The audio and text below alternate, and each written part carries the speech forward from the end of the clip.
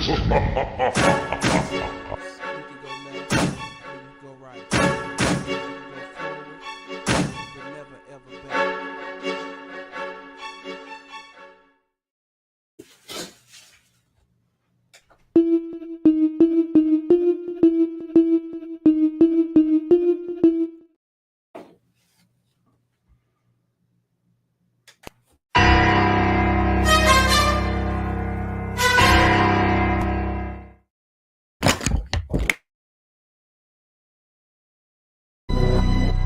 Yeah. Just woke up.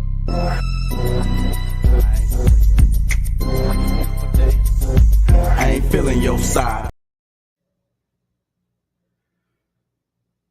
King Chaka ENT. Y'all can check out the music on Spotify, Apple, and other services. I want to hear your thoughts.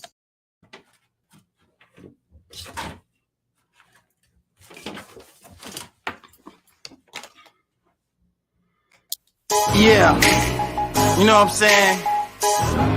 KCE, King Chaka. You're on that back for just a second, y'all. Give me 1 second.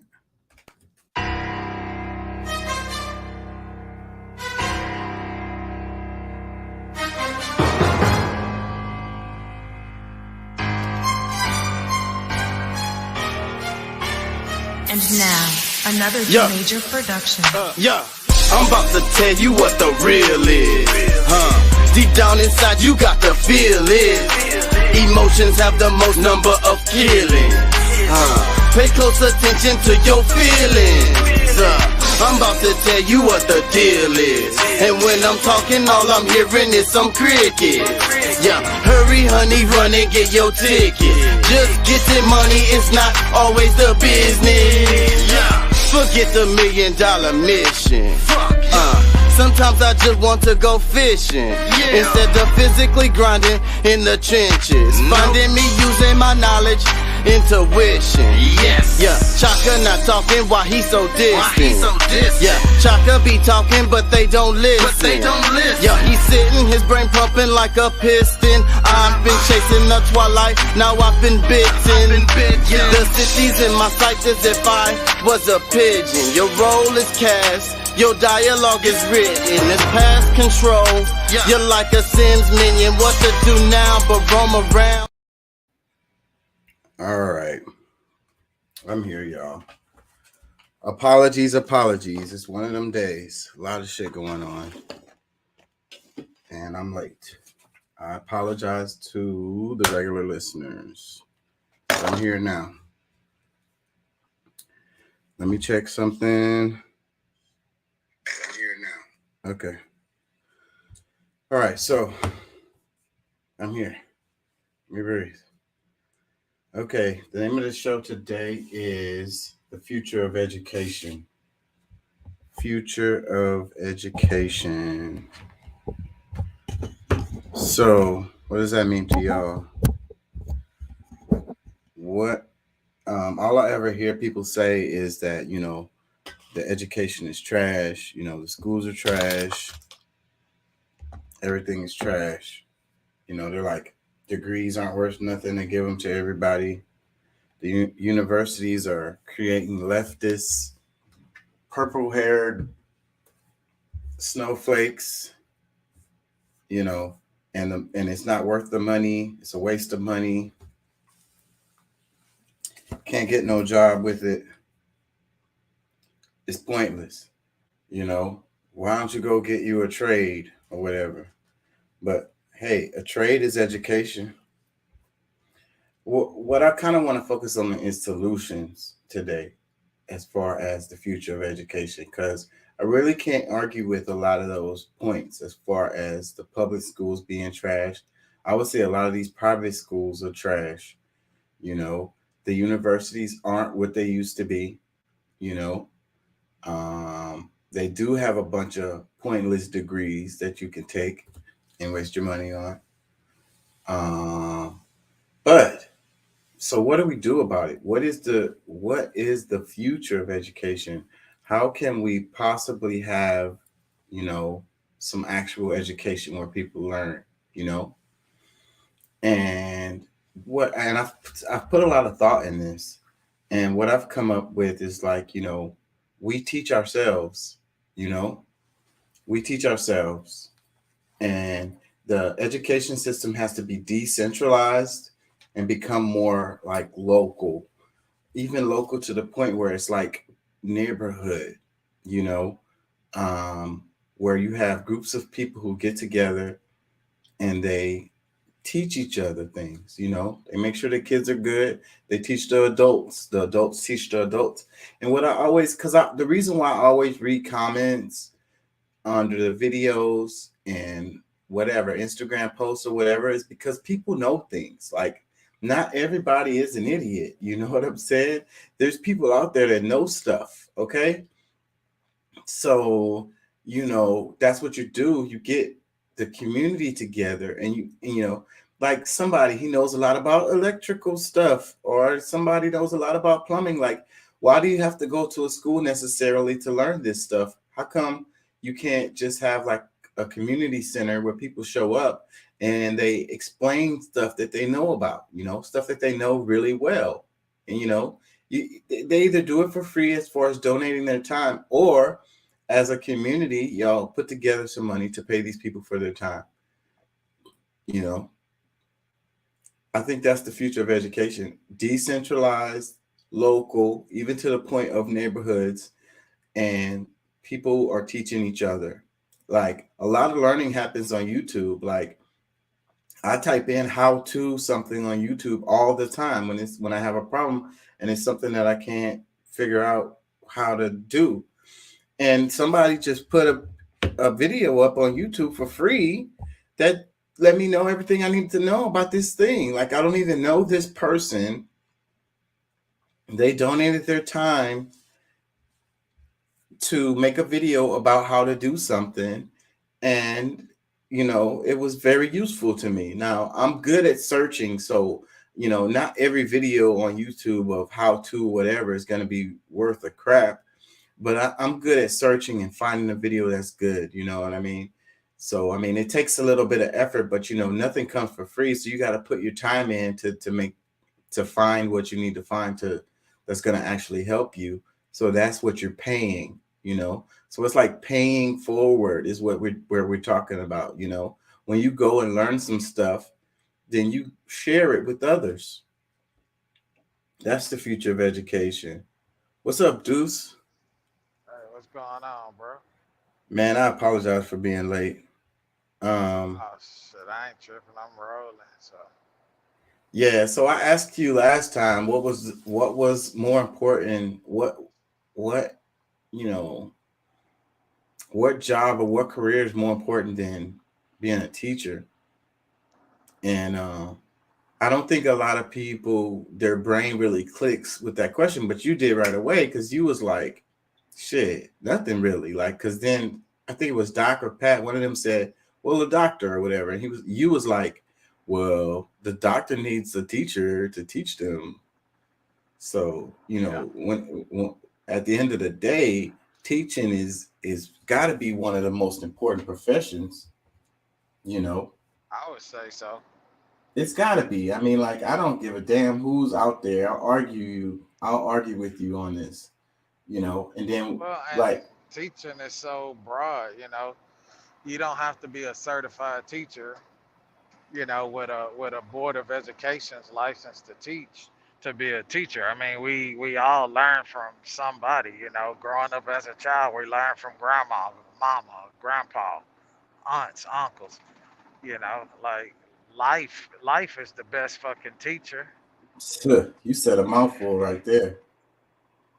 You And know. what else are we doing? Because us as humans, like, one of the things that's weird about us compared to other, animals in the animal kingdom, a lot of them animals are born with everything already. Like, they're born knowing all the stuff that they need to know, most of it anyways. But we're born like not knowing anything really. Like, we have to learn everything. So, and it's like the learning never stops for us. We also, our gestation process is slower than a lot of other creatures. Like, we take a longer time to grow up, physically and mentally. So, Yeah. that whole process of learning stuff is how we're able to become, you know, humans that are able to freaking fly around in space and stuff. You know, we're not born with this knowledge. It has to be taught. It has Yeah. to be taught to us. So, like you said, and your parents are teachers. You know, we always teaching each other. You know, I was reading about this. There's a something related to play because animals that play a lot, and we're one of them. We learn a lot through play. You know, you play around and you explore. You're just curious. You push and you pull. You know, you play with your friends and so forth and so on. But there's more going on than just the play. You know what I'm saying? It's kind of like sparring or whatever with other people. You learn how to deal with them. You learn how to be in society. Damn, I lost them. So, but I want to ask y'all. So, what about homeschooling? Right?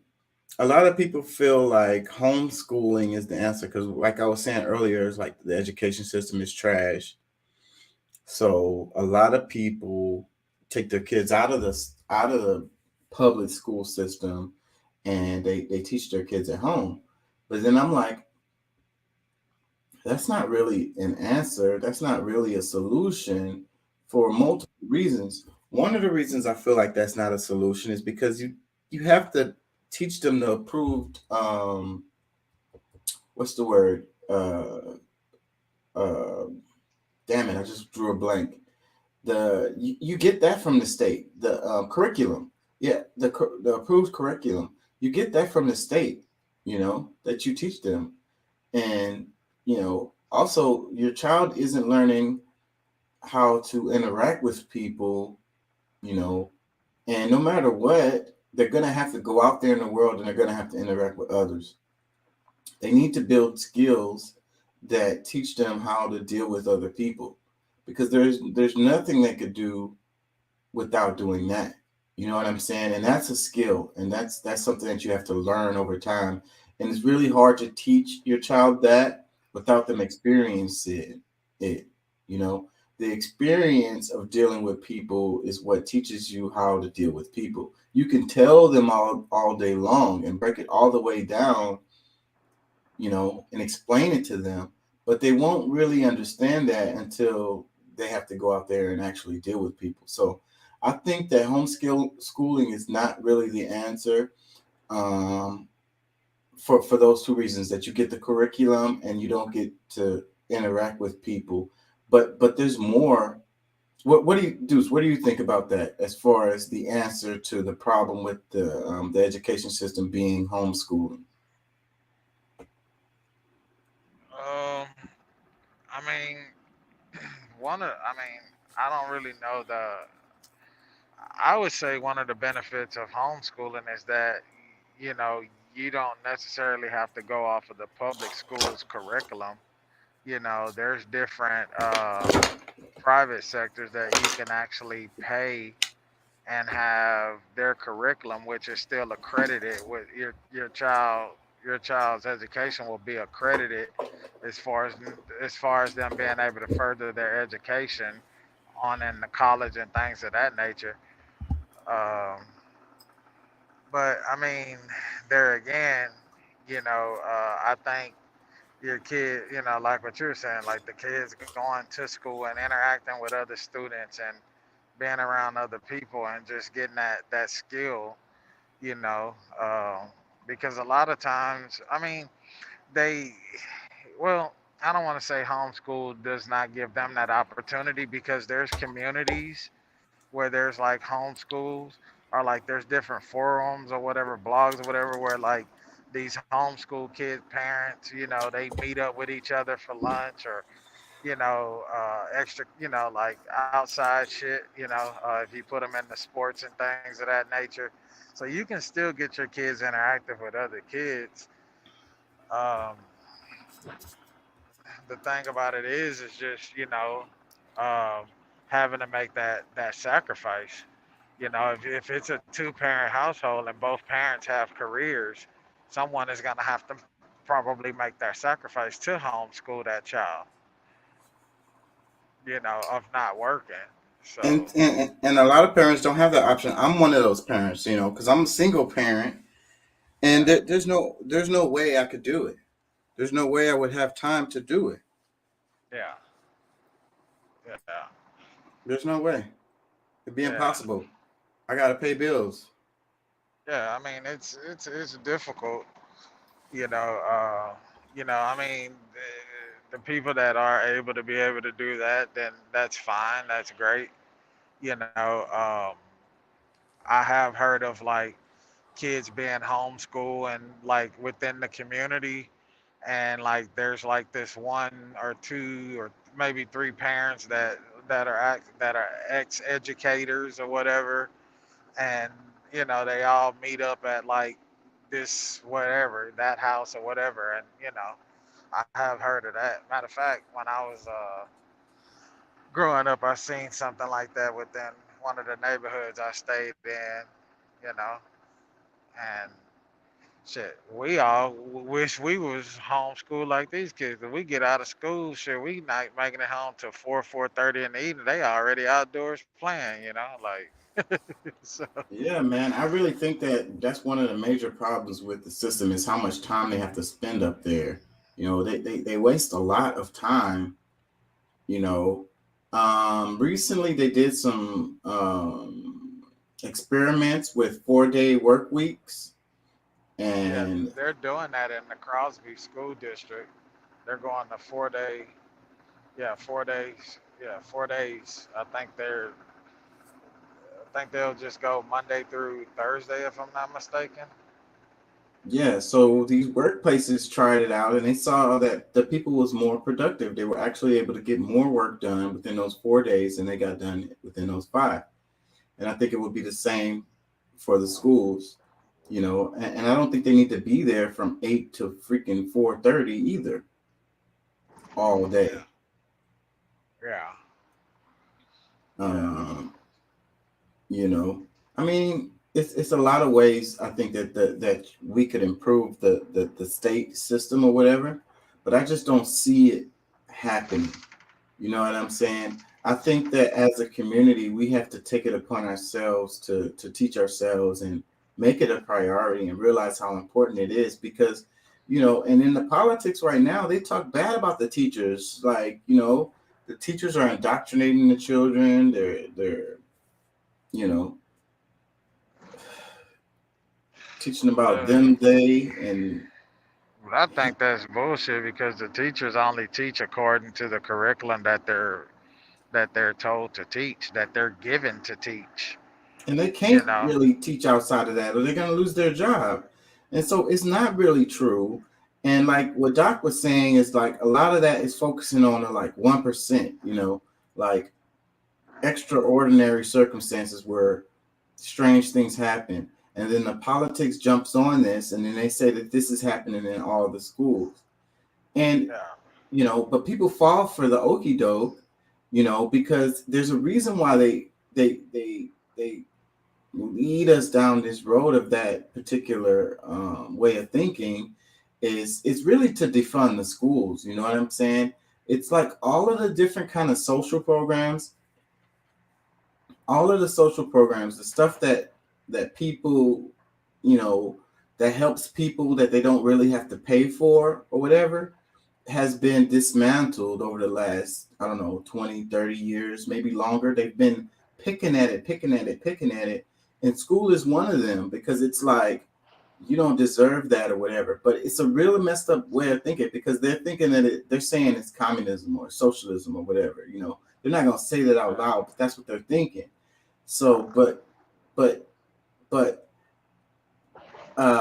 having an educated public, having people around you that know things is beneficial to you. It could be beneficial to you directly or indirectly. And I don't think that people like, we really should be thinking that way. We really should be thinking in a way like like crime. Crime is a good example because we're talking about school, and school and crime is definitely connected. You know, they call it the school to prison pipeline. You think about crime, and most crime is as a result of people not having an education and not having opportunities and not having, incomes or jobs or whatever. You know what I'm saying? So some kid who dropped out of school and don't have no money, and he's out there robbing people or whatever. He's out there selling drugs or whatever because that's how he gets by. That's how he lives. That's how he eats. So, but if that kid did get an education, if that kid did have a job or something, a career, something to sustain him, then that kid wouldn't be out there committing those crimes. It's really simple, But society, But that's the society that they want, man. We live in a society of everything that's false or that's not true is true. It's law. It's what you should live by. you know it's funny how the news media will promote or push a lie, you know but then fight against the truth, like with this whole department of misinformation. you know they want an uneducated public, because they can control you. it's real They can simple. they can yeah, they control the narrative, they control your life, they control every aspect, and it's the same way, it all, bro, it all goes hand in hand, uneducated society, uneducated people, and then not only that, the whole thing of, disarming America. It's like all of a sudden, bro, it's like you can't tell me that none of this shit is not planned. Look at all of these shootings that has happened since the school shooting in Tennessee. Like, bro, it's a plot, it's a ploy, and people feed into it, and they prey on your little heart. So we need to take the weapons out, we need to take guns out of the hands of our citizens. This is just not right. There's too many gun violence, there's too many killings, and it's like, bro, and it is the same way they do you when it comes down to the schooling. Like, they want us to be dummies. They want us to be dumbed down. That's why kids in our society and our education system, unless you're paying for your child to go to a private school or in some type of private education sector, they're behind. We're behind. When you look at some of the other top countries, like, look at the shit that they're doing to us over here. They're not doing that to their people in the UK. Look at how smart the kids are in China and Japan and all of these other countries, bro. As opposed to even India. People talk shit about India, but hey, man, I went to school, to an academy high school, and I went to school with a lot of exchange students, and they came over here in my high school, and they're telling our teachers, like, you guys are behind. Y'all are doing algebra in ninth grade. Like, we done that shit way back, sixth grade. Like, y'all are behind over here. Well, I have to say, all those countries that you mentioned have a stronger public uh, school system. Where they don't pay; it's free. Well, It's I mean, I get that, but here, that's what I'm saying. They put this in your head that, oh, it's okay to defund this or that. We don't need this, and then you have the haves that are like, yeah, they don't care that they defund the public school system because they have the financial means to send their kids somewhere else. But the have-nots are like, okay, well, what am I supposed to do? I can't be at home and give my child this time, and be at home for 8 hours and, and try to teach them myself. And then you got to think of half of the society are don't know the curriculum anyway, like, can't teach their kids right. to begin with. So it's like, And I bro, have to that say this while I'm thinking about it. There are a number of the public schools who are in the United States who are doing really well, like and teaching the kids, and the kids are learning. Like, not all of the public schools suck. You know what I'm saying? It's a there is a good percentage of them, but there are some out there that are really doing really well, even in the public sector. You know what I'm saying? But you don't really hear about that. They want you to go private, because that's money. That's what it's all about. Capital. Majority of the ones that are doing really well, you know, if you look at the area and you look at the area and you look at the The income per demographic. capita, the Yeah. demographic, and you look at the income per capita for that environment or that neighborhood, okay, well, that's why they're doing better. You think about us going to school in North Forest ISD. That's a school district that don't even fucking exist anymore. It was way behind. They scored a F for how many consecutive years? Probably fucking decades. Fucking Like, sad. thank God I got a chance to go to Fort Bend ISD and actually learn something. Yeah. Like, My learning pretty much stopped when I got to middle school. Yeah. I didn't learn much after that. It's you really know, sad.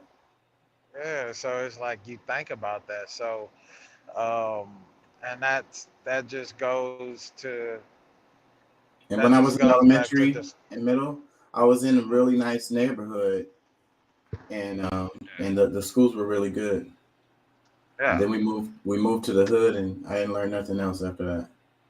Really yeah, sad. yeah, Um, yeah. so, but I got to say this too, that some of these private schools suck too. You know, and the kids aren't learning shit in there either. That's another part of this. Like, they got us thinking that if I take my kid out of public school, I put him in a private school, they're gonna be learning. You know, but that may not necessarily be the case, depending on the school. Well, I mean that, yeah. But 9 times out of 10, your child is usually learning a lot more. The parent actually has more rights.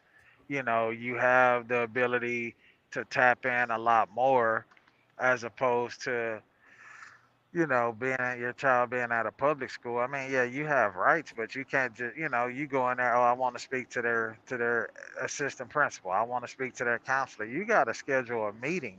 You know what I'm saying? You think about a lot of these private schools that you're paying tuition for your child, yearly tuition for your child to go there, and you walk up in that bitch. I need to speak to the principal right now. I need to speak to the counselor right now. I need to see what's going on. I need to check in on my That's child.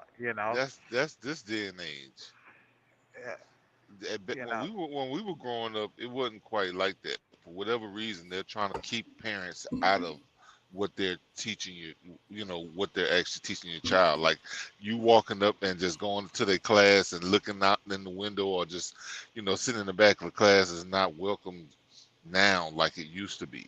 So that's why I'm so kind of like okay. So what is, like, it's, I think there's more of an indoctrination going on now than what we went through. So that's why we have to find a way to be more involved. And I mean, I know for like me and Deuce, us being truck drivers, us not being able to be there and to help, really teach our kids. Homeschooling really isn't a thing. And then his mom is working and this, that, and the other. Honestly, I think in this, like, currently, the best thing for a child, if we're talking about actual learning, like, they're gonna get more at home than they would in a school, and that's my opinion. You know, my son does pretty good, but that's because, shit. I stay on it. Like, I mean, I'm stay on him about what he's learning, and it's like, okay, it's like, well, let me see what you're doing, and he'll show me, how he's doing this, that, and the third, and I was like, okay, look, you need to know that, but at the same time, here's another way to look at it, and it's opening up his mind to. He's like, he thinks he's not just a robot and just doing what was said. He's actually like, oh, wait a minute, oh, you know what? okay, I did this, so he can, now it's almost like he computes it before he even does the problem in a couple of different ways, and then he does it so that he doesn't get in trouble at school.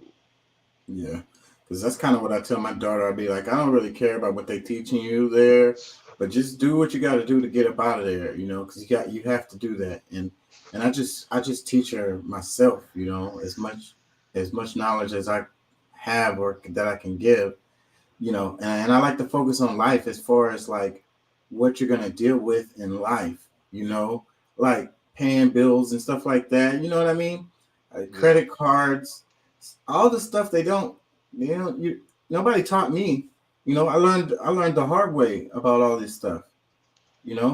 But Yeah. I want to keep her from going through those same bumping her head on this stuff. You know, like real life issues. What you gotta, how you deal with people. How you deal with situations. Yeah. Certain things you have to do. Like you have to get up and take care of business. You got to show up. You have to do this. You can't accomplish anything without showing up.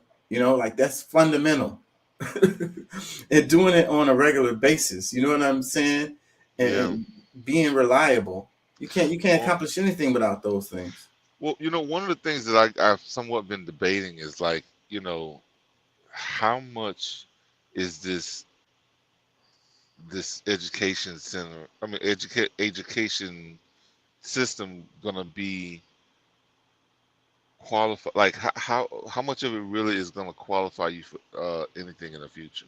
Like everything that we learn about that things that's going into the future like they're not touching on any of this shit. Like the only thing that like I mean, and your school is not teaching you about coding. It's not, unless you're paying somebody, on the side to do it, to It's teach your weird that kids. they did. It's weird that they don't show that. When I was in elementary, they did show us. And you're a little older than me, but they probably did you too. But because I remember when the computers kind of first came out and kind of came real mainstream, they had you had the before Windows, and you had the green and you had the black and green screen, and they would teach you how to give the computer commands and stuff. Did they ever teach you that? Yeah, Yeah. So they don't Yeah, they don't show they don't they teach taught us no that kids shit. because they knew it was going to be important, and they was like focusing on that, and it was teaching us that, but they completely just dropped that shit and stopped teaching kids that stuff. Like you got to pay for classes well, to learn that stuff Yeah, now. they taught us was that it? on the you remember the old Apple computers? They were clear with the different color over the top. Yeah, they taught us that coding and actually writing programs and shit. Like we did that in computer class. I don't even think kids take computer tech classes anymore. Like that was a curriculum, a core. That was a Yeah, core course everybody that had to we had take to it. take. Yeah. Yeah, Yeah. Yeah, man. Look, I'm gonna tell you, bro, and I love the land of America, but at the same time, like a lot of the stuff that we're dealing with and that what we're preparing our children for is not much of anything. And I think that we have to have really more a holistic approach of how we're teaching, because if we really go back and we think about in history, I mean, there've always been colleges and in universities, but the whole idea of school system, like a school, like it didn't exist the way it does now. And I think at some point they did try to teach, children, in a certain way, but they kind of backed off of that here in the United States, like almost to make us not, you know, com- compete, where we can actually compete with the rest of the world purposely. Like I really feel like this is purposely done, because like who actually takes, it's not like the things can't be taught or like the children can't learn. It's just that they would rather take away, let us say the scores, make them, they don't have to score as high to be able to pass. Like I instead think of you beating actually, around the bush, Pat. Well, You're not I'm trying. you're not saying what you want to say. What you really want to say is that you think about all of these years that America has been on top, and now the one on top must fall, must crash, and it's done purposely. This is pre-planned. That's why all of these countries that they have indoctrinated in us that are horrible countries now these countries are now on top and are damn near invading. They walking right in this motherfucker. They own half of this place already. Wait, but let's get. I want to gear the conversation in a different direction because Pat was kind of touching on it. Like, what do y'all think is the future of education? What are the solutions? Where do we go from here in education? How do we improve it? Well, one thing I think that we have to have we have to take more of a simple approach and deal with what we can deal with, because I mean we cannot, like, if we waiting for the public school, private school, yeah, whatever school system your kid is in for them to learn, like your kid is gonna be slave level. They're not going to be they're not going to be able to compete with people around the world. And honestly, like, you have to figure out, we're going to have to like, teaching them certain things now, on your own stuff at home is going to No. give them more context to what life has for them than what school is actually offering. And if you can't teach them, and if you can't afford it, there's you. And this is not trying to make fun of nobody. If you can't teach them this, or you can't afford this normally throughout the year, there's one time a year that working people have a little change, and that's tax time. Instead of going buy them $100 sneakers or the fancy clothes or the new game or something, gear their minds to think, hey, I'm gonna put you in this computer tech class. I'm gonna pay for you to go do this. This is gonna give you something that you have for the rest of your life. When you get that tax check, that five, six, $7,000 you get, say, man, I understand you got bills. I understand you trying to get caught up on things, but them bills gonna always be there. Set a little money aside and put your child in some type of extracurricular learning course. And they have that out there for minors. They have that for minors at Houston Community College, other places around the country, other little community college. You can take your minor kids and pay for that course that will teach them this, and if you are a low income person, you may have to spend a little money, but you're not gonna have to pay the whole price for it. Sign up, show that that you're low income or whatever, whatever. You know what I'm saying? And get your kids in that course, bro. Like we have to start thinking different, man. That's gonna be the biggest change that we can make is we have to, as adults, we have to reconstruct our thinking, and we have to take accountability, because as if they're under the age of 21, we're responsible. And even once they reach 21, we're responsible, but we're responsible for them, and we gotta start making those sacrifices. And I get it, but hey, man, instead of them looking fly, during tax time, take that money and put them in some courses, man. You can do that, I think that's a and it good don't cost. suggestion. But let me ask you this though. How do we help the community? What I'm saying is, like, both We of y'all are can't. making good suggestions, but it's We're helping the basically just community because everybody in the hood gets a tax return, bro, with or without a job.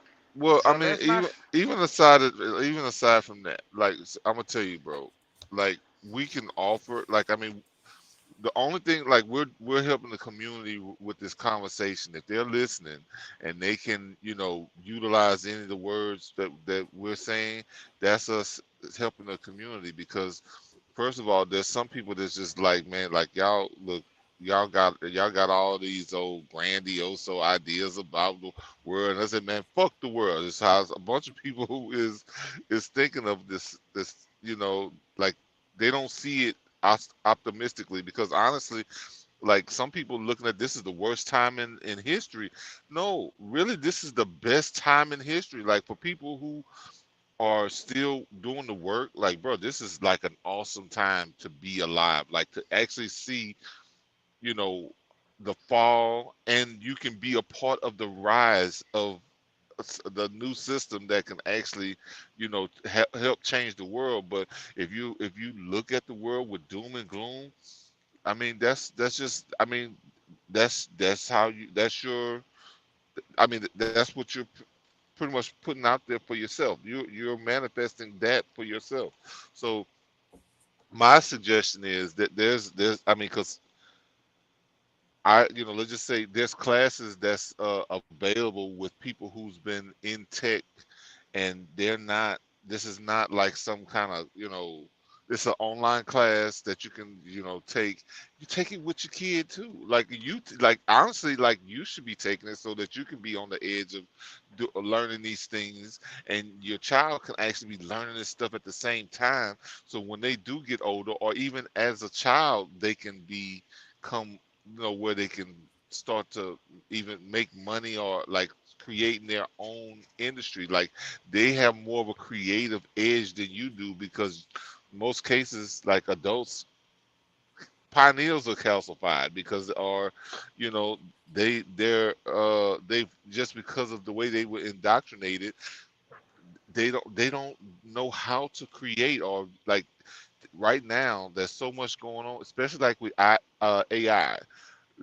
Bro, people are so afraid of AI. It's insane. It's really like, it's insane to me. And then but that's why AI is going to be smarter than humans, is because they're afraid to interact with it and control it themselves, because some idiot that wants to harm the world is going to use it and do something that can help it, instead of where you can be involved with your mind that can actually do things, use it to benefit the world. So like it's really your perspective. Like people are limiting their perspectives on the world. That's where So, I have a problem. but let And me ask you. then So, because also, bro, like if you like we're talking about things that can help. If if you are receiving government subsidy for your children, food stamps, Medicaid, anything of that nature, you can get internet in your home. You may not can't get cable TV, but you can get internet in your home, Wi-Fi internet, for either a reduced cost, or if not free, you can get that for free. I understand you may not be able to afford a computer right away, but hey, look, you know, you get some money together, get a computer. You don't have to get a brand new computer. You can get that in the home.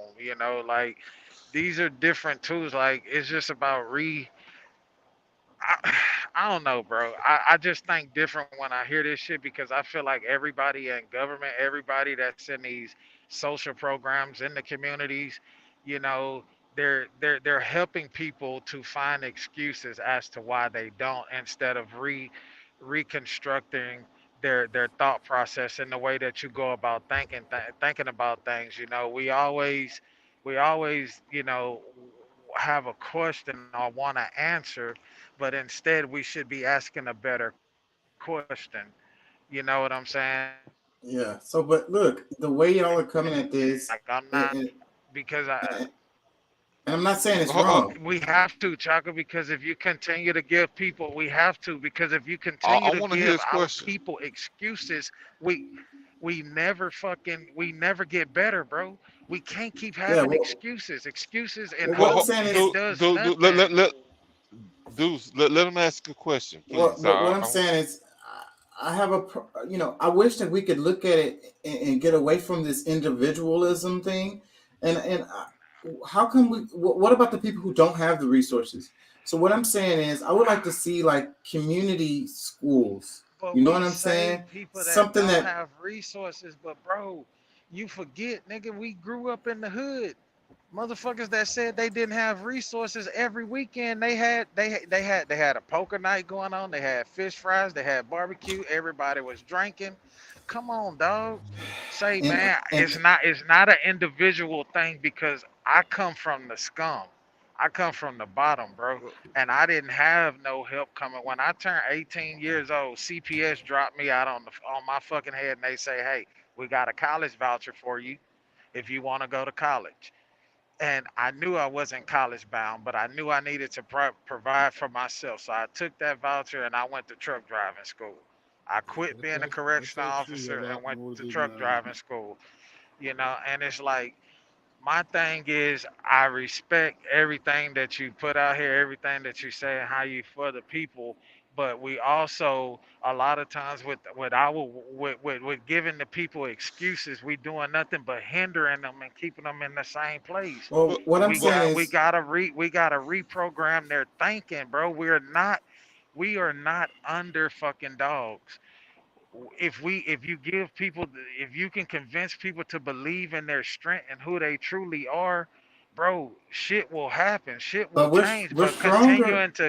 But We're continuing to stronger give them. together, bro. We are As a we are. community. I am Listen, trying listen. to be together, but L- giving them let me say a this. way out and to blame, oh, this, that. No, man, reconstruct, because bro, we all get money some kind of way. We may not have the best, we may not have everything as a person that's making 60, 70, 80,000, $100,000 a year. But bro, when I Well, see you spend $150 on a pair of fucking Nikes when you could have went in Walmart and got that fucking desktop computer that they had marked down for 98, you feel me? It don't So, well, make but sense listen. to even me, my even if nigga. the It doesn't even if make. the community is making bad decisions, how come we can't have like a community school that's organized by the community, organized by the They neighborhood they don't for they Well, don't for we the have can. We that. people, They can. don't.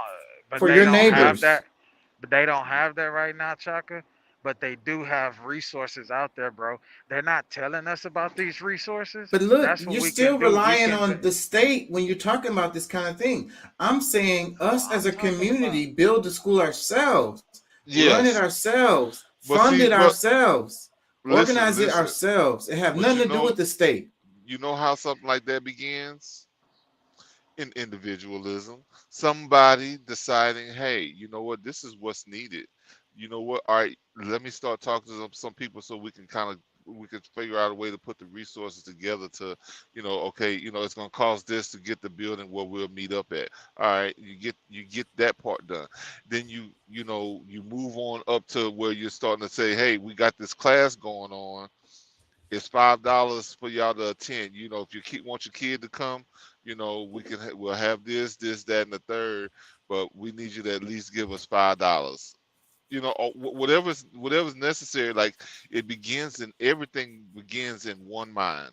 Like it's a collective minds that we're dealing with in the world, the universe.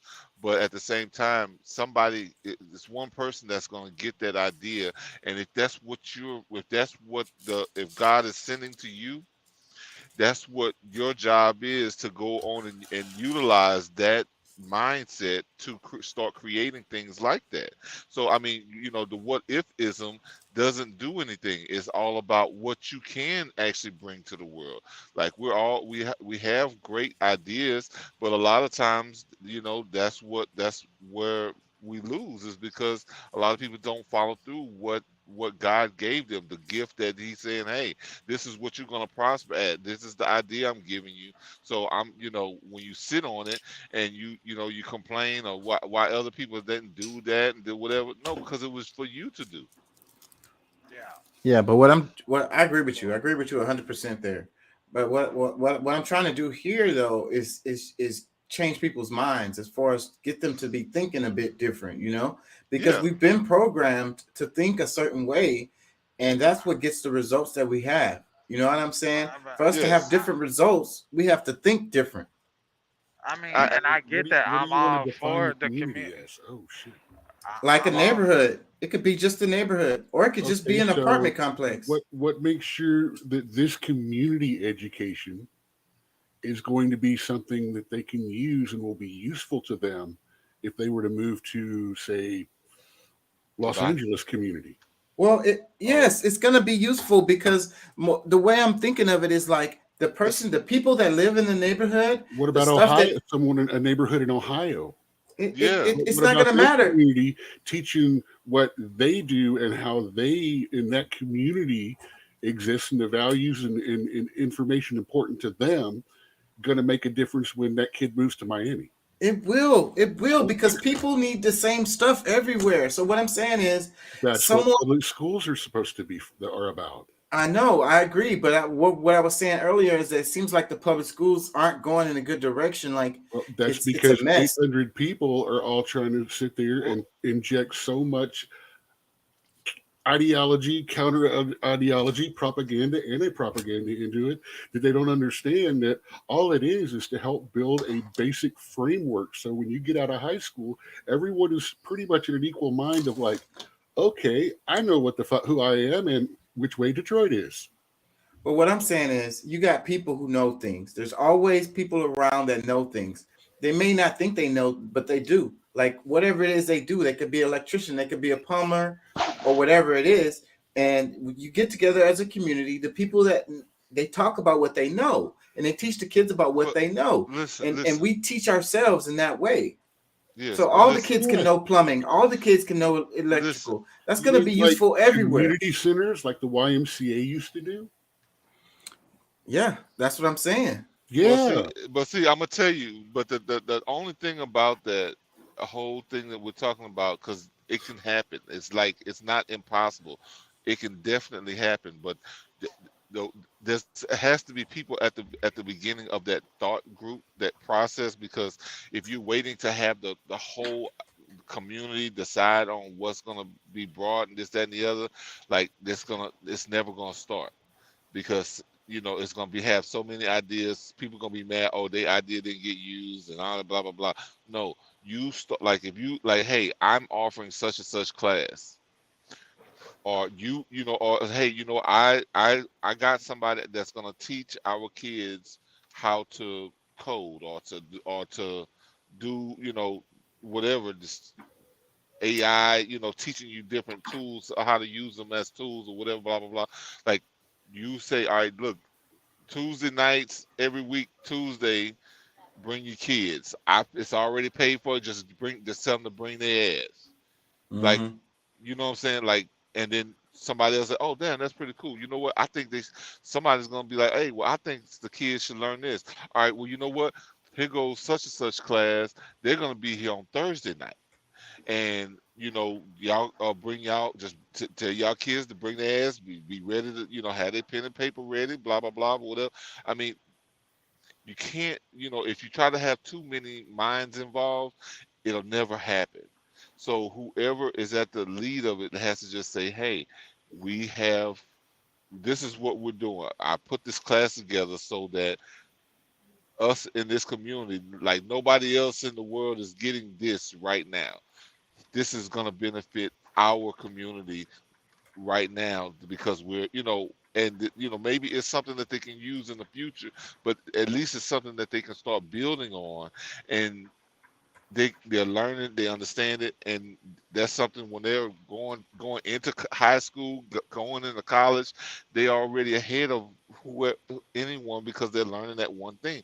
But like I said, I mean, too many people thinking about how certain things are going to be done. That's why our school systems are screwed up now. You know what I'm saying? Like, really, I mean, yes, everybody should have some say-so or some involvement, whatever, blah, blah, blah.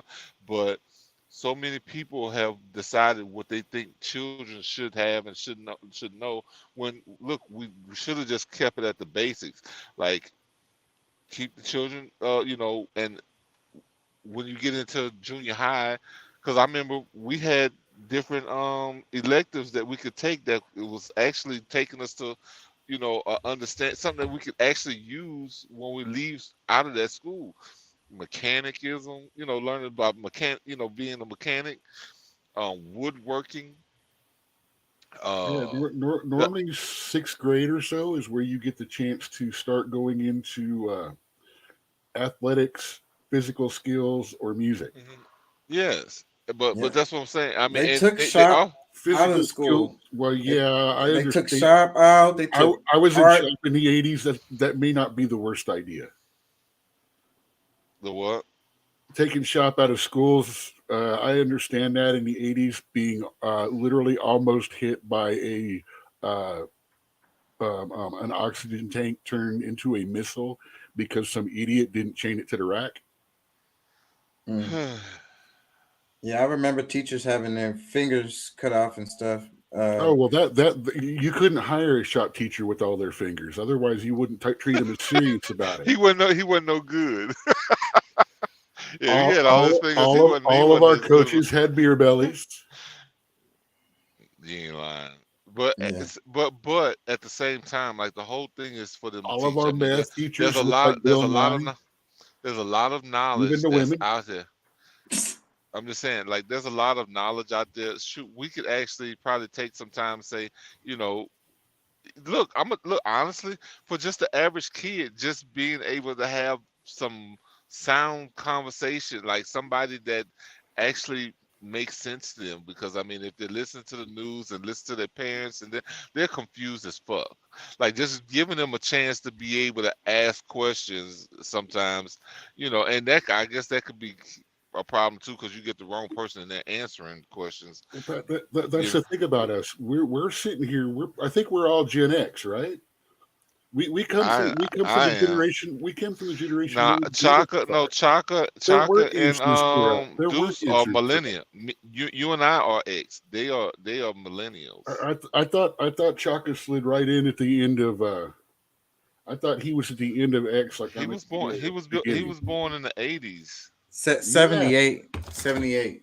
So Oh, then He's X. He's X. it's right Yeah. on the edge. It's right. It's X really. X goes through like 83. Yeah, it's No, right, I'm right. I'm right on the edge. X. 64 Nah, to 83. at 78 he is an X, but you know, because no, 80. There's a lot that went on in that 20 years time from the 80s, me as a teenager, or growing up in the 90s as a teenager. Yeah.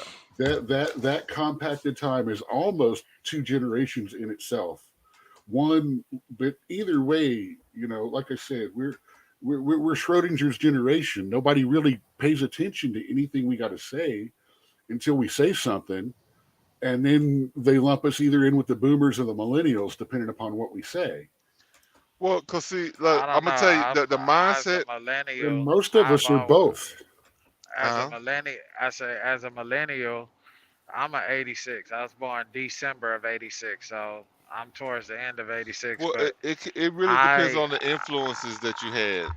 yeah, that's what I'm trying to say. Like, I have listened. You know, I take heed to what Generation X and the generation before y'all, the ones that are still around, and that's why I feel like I have the mind frame that I have. You know, like instead of, I feel like everybody who comes that say they're for the community, you know, instead of actually changing the thought process and the way people think and giving people and showing people, they give them excuses, you know. And you think about the generation before Generation X, you know, it wasn't no excuses, man. They got out there and they did it. You know, it wasn't the best, but That was they the they boomer made generation. do. Yeah, they made do with what they had, and you think about the community that they had then, and then you look at how But that's why how X we is the have way it allowed is. to They left communicate. us at home while they were out doing that. Yeah, and then you think about now, like you think Why do you about think that we make how up the our own political answers? side is so how political these fucking politicians are able to come into our community and feed our people with so much bullshit, and then our people wonder why they're still at square one, is because those folks, they came through and they sold you a little bit of hope, a fake ass dream, and they left you with 1,001 excuses, you know, and they continue to hinder you, yet and still you go across the street. If you're just willing to cross them fucking railroad tracks, you'll see that they got this, they have this, you know, you know, call up Xfinity for this. Hey, they got this right here. Hey, we understand, you know, you don't have a job right now, but are you on a fixed income and you got kids? Well, here you go. Oh, well, you know what? Because your kids are in school in Texas. Okay, well, you get internet for free. You get home phone and internet for free. But Like see, there's here's the thing. different ways of doing No things. Like, one knows about these things, and that's the problem. Like I keep saying, things are available. Things are available. Chaka's answer has been unanimously always, well, send me the link to that. Send me the link to that. Let me know. Because there's no one place you can go out there. There's no one organization, one charity group of people that you can call up that's just, help me figure this out, bro, fuckedout.org. it's about It'd answer. be It's nice if about they ask. had it. It's about Be my Help. be it's my about daddy because asking. I didn't have one.org. We need It's that. about asking a question, bro. Like, say, man, like I was born in '86. Okay, No, I'm it's supposed about I'm who you supposed to ask the be question this. to, though. I'm Not supposed just to Yes. be this asking it. computer, this, that, that. Say, man, I'm more of a personal person. You know what I'm saying? I don't want to do the automated shit. I don't want to do the texting. I want to hear your voice. I want to hear how your voice drops, how it changes when I pose a question to you. Like So you want to call me up and have me do it for you? no, I No, don't that's want not to what he's call. I saying. don't. I'm not saying that because I don't want nobody to do shit for But me. no, okay, If I don't not know, I not not figure it out on accusing my you, own. but think about how many people today are like that, though. Yeah. Wait, let me Oh get well, into I want to some. call you and you fix this for me. Let me get into some stuff. I want to talk about the leak and them arresting that young kid, 21 years old. But before, let's do this story right here, right quick. Fulton County Sheriff's Office released a statement responding to claims an inmate was eaten alive by bed bugs. This story caught my eye because freaking bed bugs are the damn devil. Check this out. His family's attorney provided this photo of his jail cell. It's filthy and only offers a glimpse of how bad the conditions were. The pictures of Thompson's body, his face and torso covered with bugs, are too graphic to show on TV. Attorney Michael Harper says Thompson was diagnosed with schizophrenia, but was physically healthy when he was booked into jail. There is no excuse for a mentally ill inmate to be. 35-year-old LaShawn Thompson was arrested last June for simple battery, a misdemeanor. His family's attorney provided this photo of his jail cell. It's filthy and only offers a glimpse of how bad the conditions were. So it says, first and foremost, the Fulton County Sheriff's Office would like to extend condolences to the family of LaShawn Thompson. The manner and cause of death was listed as undetermined by county medical examiner. A full investigation was launched into the circumstances surrounding Mr. Thompson's death. As part of that ongoing investigation, immediate action was taken, included but not limited to approving an additional expenditure for $500,000 to address the infestation of bed bugs, lice, and other vermin within the Fulton County Jail, which was done in addition to prior cleaning operations targeting communicable diseases that are common in congregant settings, updating protocols for security rounds to include addressing sanitary conditions. The ongoing investigation is examining details regarding the medical care provided and ultimately will determine whether any criminal charges are warranted in this case. The health, well-being, and security of inmates in our care is our top priority. It's no secret that the dilapidated and rapidly eroding conditions of the current facility make it incredibly difficult to meet the goal of providing a clean, well-maintained, and healthy environment for all inmates and staff. That is precisely why Sheriff Labatt continues to call building a new Fulton County Jail and criminal justice complex, which will provide an elite level of care, mental health services, security, and cleanliness. So let me read the caption. It says, the family of a man who died in the Fulton County Jail in Georgia is calling for a criminal investigation and a new jail to be built after they claim LaShawn Thompson was eaten alive in his cell by bed bugs and insects. Reports LaShawn passed away in September after a 3-month stay at the jail. Attorney Michael Harper said LaShawn was diagnosed with schizophrenia. However, he was healthy when he was jailed for simple battery, which is a misdemeanor. There is no excuse for a mentally ill inmate to be left alone in a jail, abandoned to die, Harper said. The medical examiner reported LaShawn's cause of death is undetermined. The spokesman for the Fulton County Sheriff's Office released a written statement explaining a full investigation was launched into the circumstances surrounding LaShawn's death. Okay. Say, bro, Comments. somebody saw this dude every day being attacked by these insects and did nothing about it. That's the problem, bro. Like, you know, for somebody to get to the point to where, okay, this is normal or this is okay. 5-year-old LaShawn Thompson For was Sorry, on go ahead. Yeah, for somebody to deal with, say, bro, none of those, all them little bugs are not that didn't overtake him in one day. There's a lot going on with this You know, because and another look at what the guy says or what he said. There's no excuse for a mentally ill inmate to be left alone in a jail. He didn't even need to say mentally ill in this case. Anybody. yeah, No human being, yes, period, end of statement, should be left alone to die in a condition like that, especially when it is, criminal or not, against their will to be there. and this guy was in on a misdemeanor. This is a county jail. This is not the prison. And you know, the county jail is where people go who aren't really criminals, like, you know, and it's always for short periods of time. So It's go to the until they county? can figure out what to do with them. and so you go to the county and you fucking die from horrible conditions. And I was reading a little bit about it, and the guy was saying, like, no way bed bugs could have just eat the guy alive. So he probably died, and the bed bugs was on him. But it's still it's all as a result. I'm looking at that. No way any jail that I've ever been in, not gonna tell you how many that is or anything, will allow you to live in that kind of a condition. They I would just went to make jail this you week. scrub and clean that up, nothing else. I just went to jail this week. I would have been begging the CO for cleaning stuff, and I would have just did it my fucking self. I would have bugged the hell out of them. I don't need that Give me toothbrush anyway. Yeah, I would have cleaned the shit out of that fucking cell myself. It's But, like, you fuck it. know- I'm missing a couple of teeth. I can do without a few more. I'm telling you, I find a way. I find a way to clean this shit up.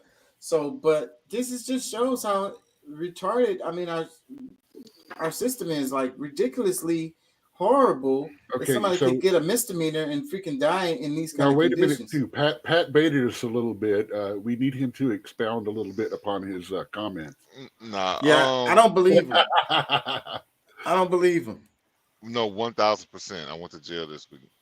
What the hell happened? Who were you going to see? I got arrested for an overweight scale ticket that I somehow got in 2017. This happened in Kentucky. You don't have that prepaid lawyer thing going on? Well, at the time, no, I didn't. I don't. I have a TVC, but that's beyond the whole thing. Like, it doesn't really matter. You know what 'cause- I'm talking about, though, right? Yeah, no, I hear what you're saying. Yeah, well, I only know about it technically, because my brother's a trucker. yeah, technically, yes, I do have that, but in a circumstance like this, because this is something that was a mistake by the state of Kentucky, because I tried to handle this. I handled this back in 2018, because you know, whenever it happened, I think for me to fix it was in 2018, but when I got there, they told me that it was paid. So I'm like, oh, okay, the company I was with at the time paid it, and you know, blah blah blah. Well, this very same instance, I'm in jail. I only spent like about 4 hours in there, you know, waiting for somebody to be able to, you know, get me, you know, for them to get me booked in, for them to put money on my books, and then for me to bail myself out, because it was really just a fine. But they said that they had to arrest me because of, you know, this whole thing. Like $200, like shit, I make that in a few hours. Like, why, you know what I'm saying? What, you know what I'm saying? Y'all gonna stop me from making money for this, you know, for this bullshit. Like, it's just, It's it was bullshit. I went to jail behind a mistake like that too. It was a one of those county. It was the county trooper or whatever that pulled me over, and they did something wrong in the computer, and it took them forever to figure it out. When I got booked in, they were looking at this stuff, and they was like, "What the hell? Like, something was wrong." And it took them forever to figure that shit out for me to get out. Like I was there for almost a day, and they were just trying to figure this fucking stupid shit that whatever mistake they made. It's fucking ridiculous. But hold on. Yeah, Dude, I was 19 in Longview, Texas. I spent all day Saturday or from Saturday night all day Sunday till Monday morning in jail because the cop and a witness swore I was a guy that committed the crime. As soon as the PR officer came in Monday morning, it was let the dude out. He was the guy that we paid to do the Crime Stoppers video for it. That's why he looks like the guy. Yeah, well, when I was in high school, I did Crime Stoppers videos, and I spent a night and a day in jail because I was the guy in the Crime Stoppers video, not the criminal, but the actual actor that did the film for him. Stupid. That's so dumb. In my situation, it was I caught a case when I was young, like 17 years old or whatever, and I had deferred adjudication or whatever. The case was done, and but this lady somehow opened it and she took me to jail. Said I had a warrant for that shit, and I had already that case was all the way over, closed, and I don't know how she even opened that shit up, but. Were there multiple things on the same docket? Yeah, it was multiple things on. Okay, so they closed all of it. So all of it wasn't closed. Only the stuff that was done was closed. Not that the other was a crime or anything, but it's still linked to an open case. Yeah, that's how she got to it, but it's still wrong. Yeah, she shouldn't have been able to do it. But let me ask Deuce, because Deuce used to be a CO. Deuce, let me ask you, there? What do you think about this? You haven't made comments about the Fulton County Sheriff's Office and this guy dying. Well, his family said it was bed bugs, which bed bugs couldn't have really killed him, but we could see how horrible the conditions were in that picture. Well, the iron deficiency it could have killed him because over time, because this is larvae. The vitamin deficiencies coming from the draining of the blood. Yeah, well, that and plus the things that is developing on the outside and the inside from him being attacked by these insects. So every time that they're on him, eating him, they're creating maggots and this, that, and the other. That so fucking gross, man. He can't get. Yeah, bro. But I'm just saying, you get into the scientific part of how that happens. It's eroding the body from the inside and the outside because of he's not getting the proper care, a doctor, because there's no way that he shouldn't have been, he should have been in the unit, or what you call it, the whatever the health unit is.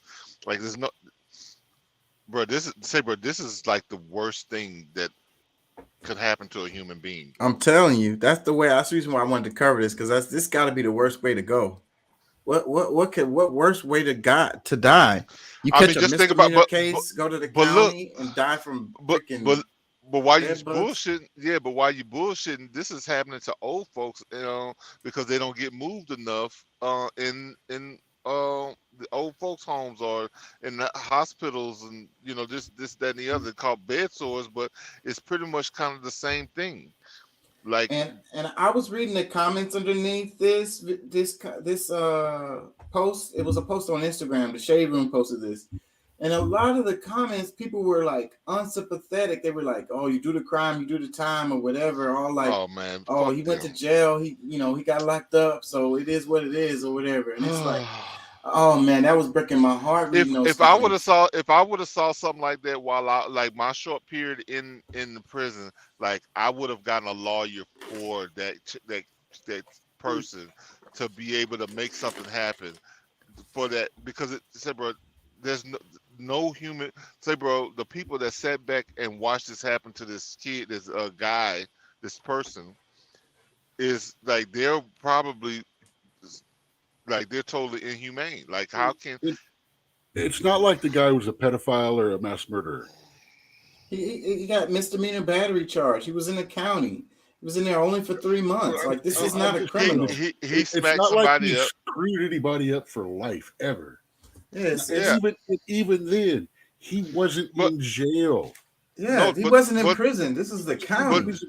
It no, wasn't over Chaka, yet. we had we had the conversation a few months back about because his biggest crime was not having enough money to be able to bail himself out. Right.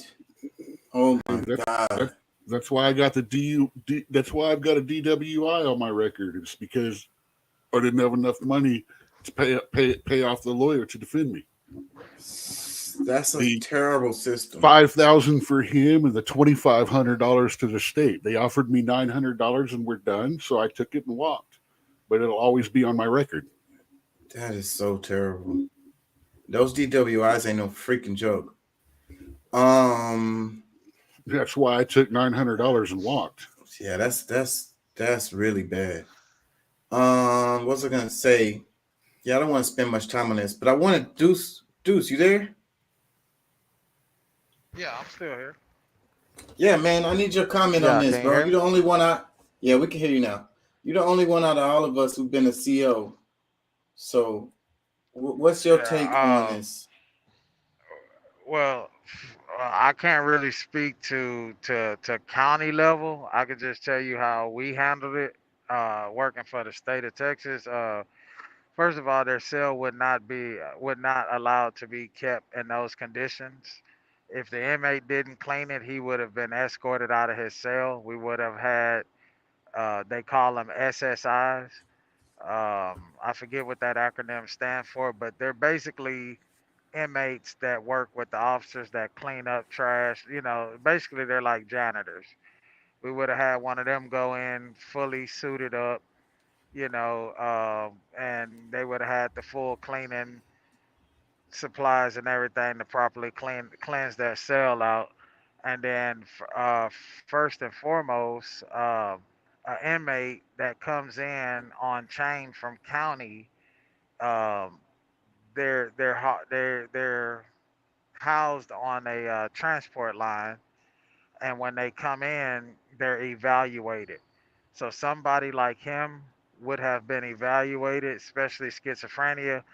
He would have not been allowed to stay in a general population setting, and just regular prison. He would have been evaluated and sent up immediately. He would have been sent if they couldn't transport him to the one of the medical facilities that we have around the Houston area, which is Jester 3, is the psychiatric prison, which is up around Sugarland area.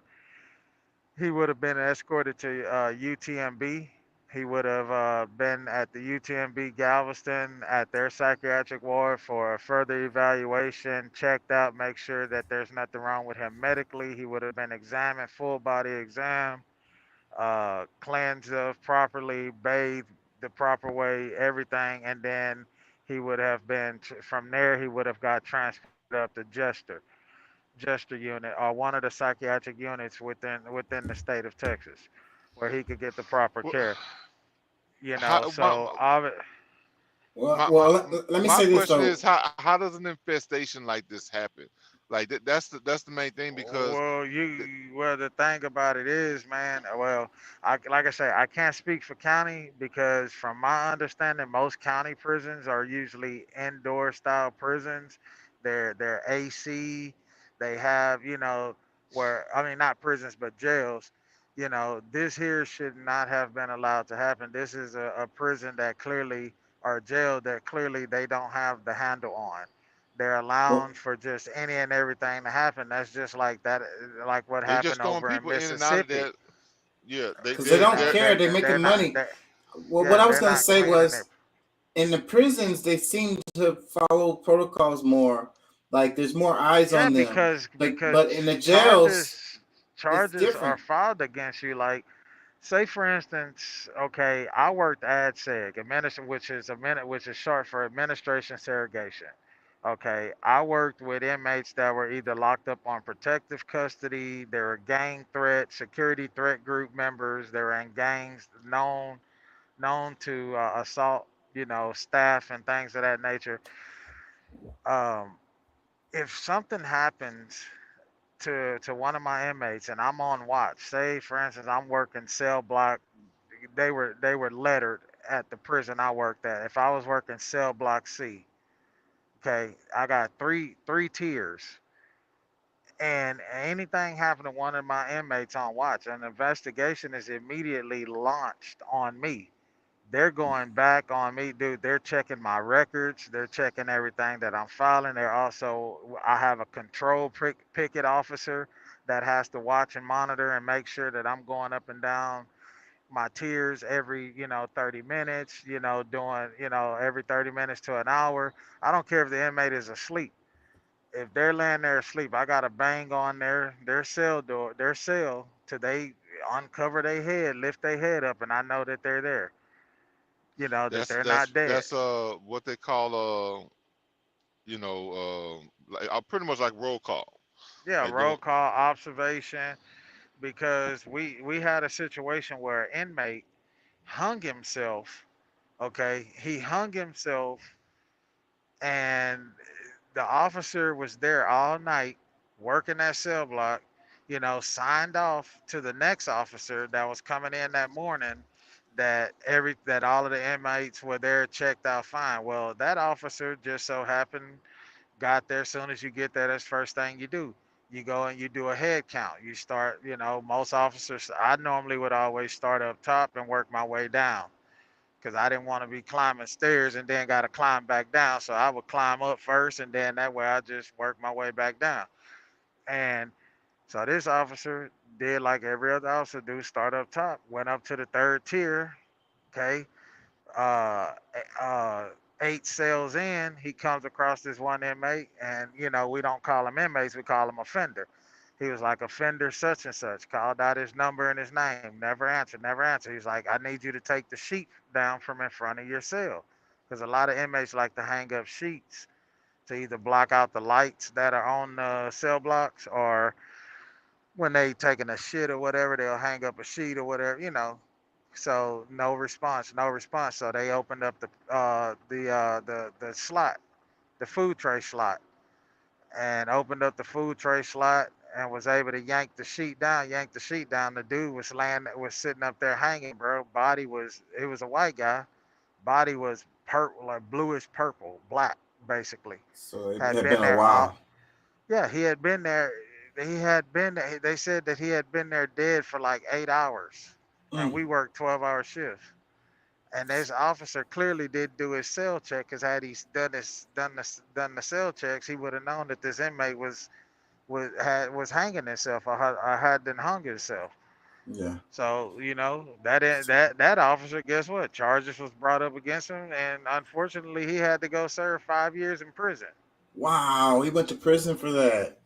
Hell Well, yeah. that's kind of good to know. But let me say this though, the difference between the prisons and the jails, because it's shorter time periods, and the bureaucracy of like complaining or getting people to improve the conditions is much more difficult, because they're coming and they're going, they're coming and they're going, they're coming and they're going, they're all coming for short stints. So instead of going through all the protocols to try to get things fixed or whatever, they just say, screw it, I'm about to be up out of here anyway, so I'm gonna just deal with this for this month or whatever, and then I'm gonna go home. So I think that's another reason why they have this little gray area to Well, allow them to have well, horrible facilities that's to these that's people. that's certain but listen, inmates. Because real listen. real offenders don't do that. Real offenders, hey, look here. If he's a true convict that's in and out of the prison and the jail system, when he walk up in the cell and that motherfucker dirty, it can be 3 other cellies in there with him. He gonna get in that mo. He gonna go in that motherfucker. If he a real convict that's on this shit, he gonna go in that fucking cell and he gonna boss some motherfuckers around. Hey, look here, y'all get this shit cleaned up, and he gonna tell the officers, y'all might as well go and put me back in the holding tank. I ain't going in this nasty motherfucker till it's cleaned up. And if they don't, he gonna raise hell all the way up to the sheriff. And once the sheriff come down, buddy, everybody, yeah, y'all gonna get this motherfucker cleaned up. Yeah. So, Well, you know, you I ain't no just, professional like that, but I know like it's certain things that like and I don't know. I don't know if schizophrenia is totally an excuse, Because I mean, the dude that was getting booked in with me, he had schizophrenia. He, he was pretty coherent. He said he wasn't sure why he got arrested. He said all he knows is something that he said, but at the same time, we had a decent conversation, him and I. So I mean, whether you have it or not, there's certain things that you need to be able to tell the people, the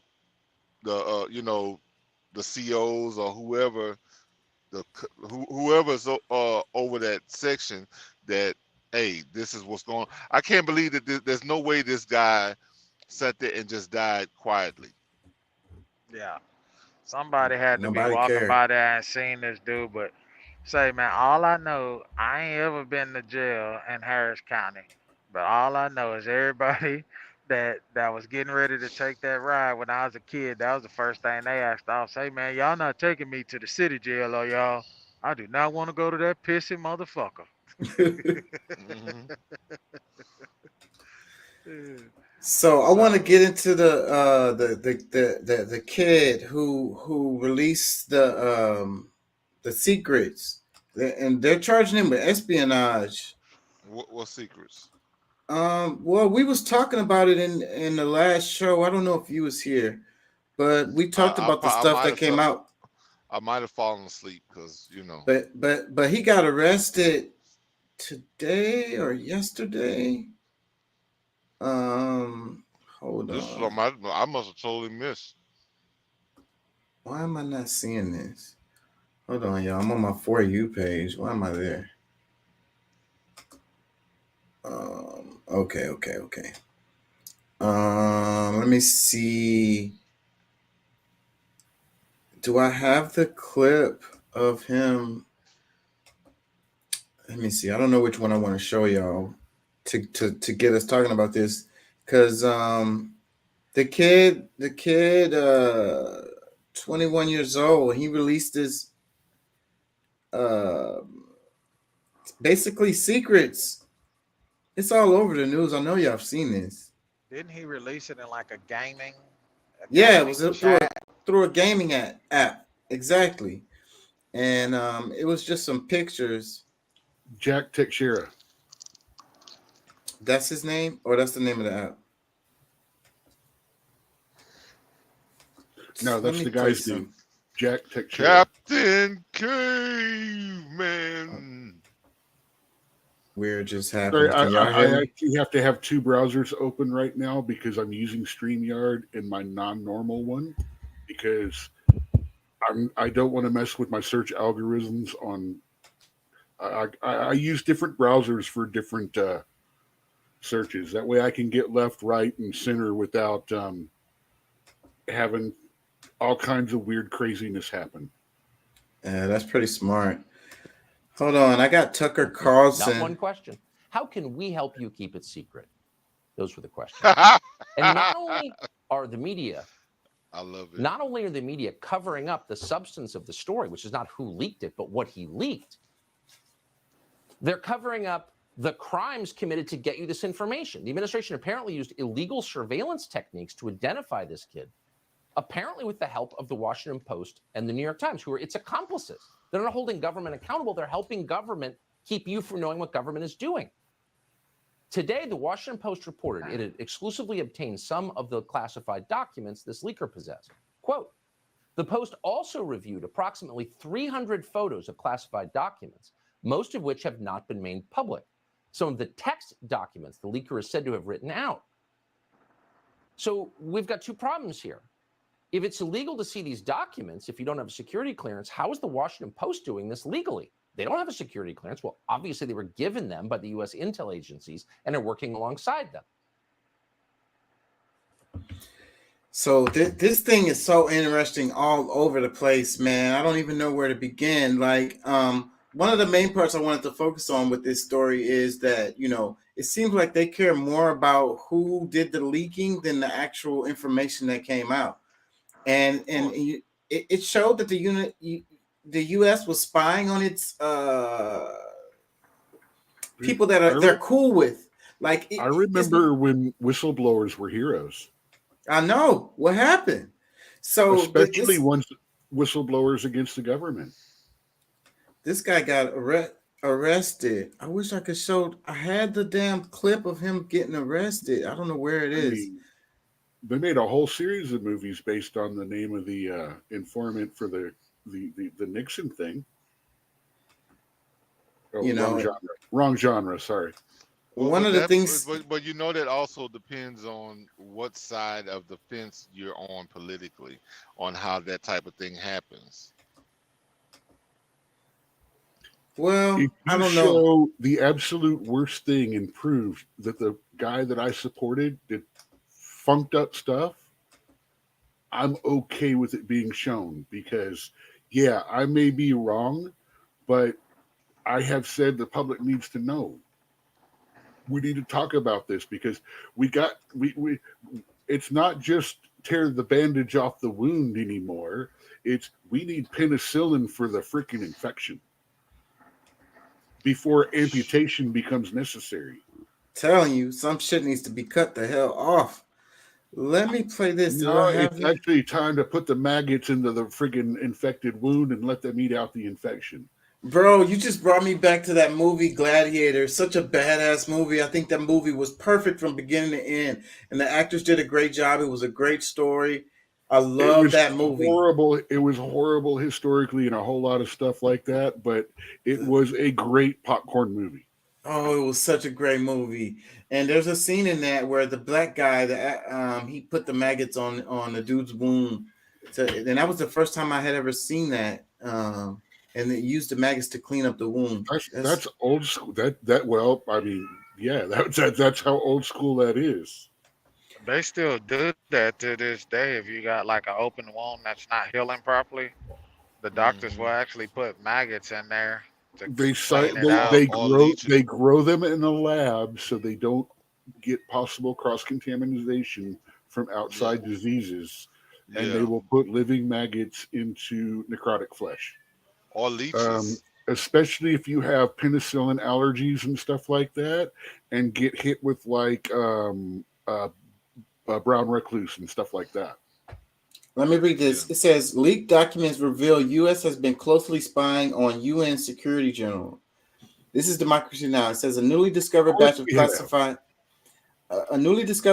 classified U.S. intelligence documents leaked online reveal the U.S. has been closely spying on UN Security General Antonio Guterres. U.S. intelligence officials accused Guterres of being overly soft on Russian President Vladimir Putin. Meanwhile, Germany's foreign minister has urged China to use its influence on Moscow to push for an end to the war, following similar calls from French President Macron and the EU. Other documents show infighting among Russian officials over the war in Ukraine. The documents reveal Russia's Federal Security Service accused the Russian military of downplaying the number of casualties in Ukraine due to the reluctance of officials to convey bad news up the chain of command. You know, some of the other things, it showed that the U.S. was spying on South Korea. I don't want to say it wrong, but like our allies, our friends. South Korea. I have some good stuff on this, but I cannot find it. What do y'all know about the story while I'm looking for this? I don't really know much about this story. I'm getting pieces and pieces now. I think I may have heard some of this stuff, but didn't really get the gist of what was actually happening. So I mean, I can't offer a whole bunch other than the fact of what what we're seeing right here. I mean, we're looking at something where our government, like our continued silence is what's going to enslave us. If you're not careful, we don't speak up about certain things, we allow them to punish other people for giving us information that the government should have given us, period. I mean, in a sense like this, where they're spying on people who are supposedly their allies. I mean, I don't know if that part of it is necessarily as big a story as, because I mean, I guess you want to make sure that the people, in a time like, especially a time like this for the U.S., who, everybody's been against them.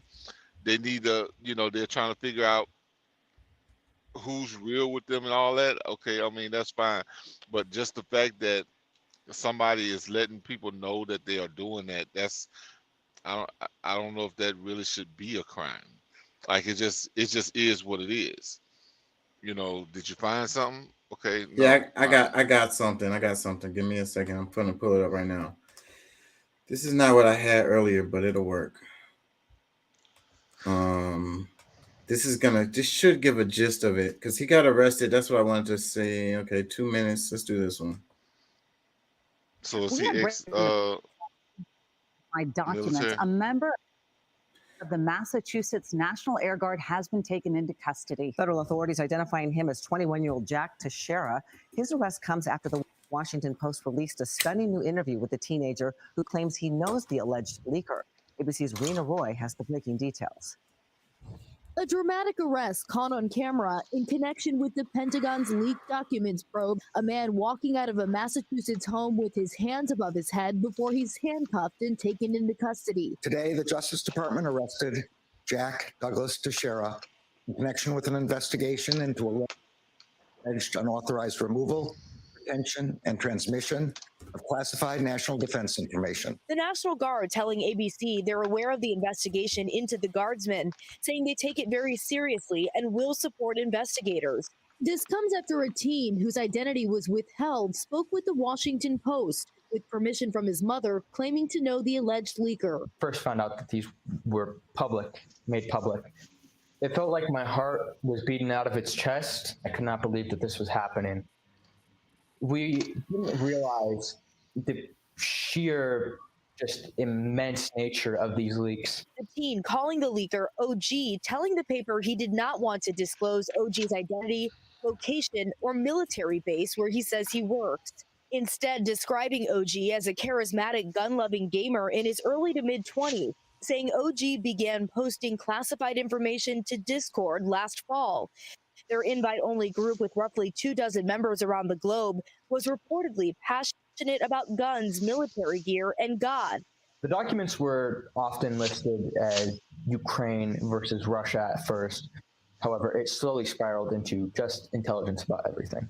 Those documents rapidly spreading across similar groups, causing a global diplomatic fallout. According to the Post, it's unlikely the leaker intended the information to spread further than that original Discord group. So, and a lot of repercussions are We have breaking coming news in the Pentagon's leak. as a result Put of it this out there, leak. it's out everywhere. Yeah.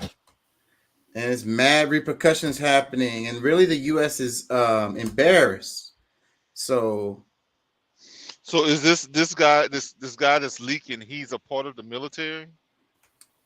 I want to say he's National Guard. Yeah, they say he's National Guard, Air National Guard. I don't know how he got access to these documents, ranks, position, or whatever, but he's been posting them in a personal Discord chat group, a shit talking group, amongst them. But people in that group have now reposted the stuff out of the group. And like everything on the internet that shouldn't be done, the more incriminating it is, true or not, the quicker it starts to spread. And once it's out there, there ain't no bringing it back. There ain't no pulling it back. It's out there, and that's it.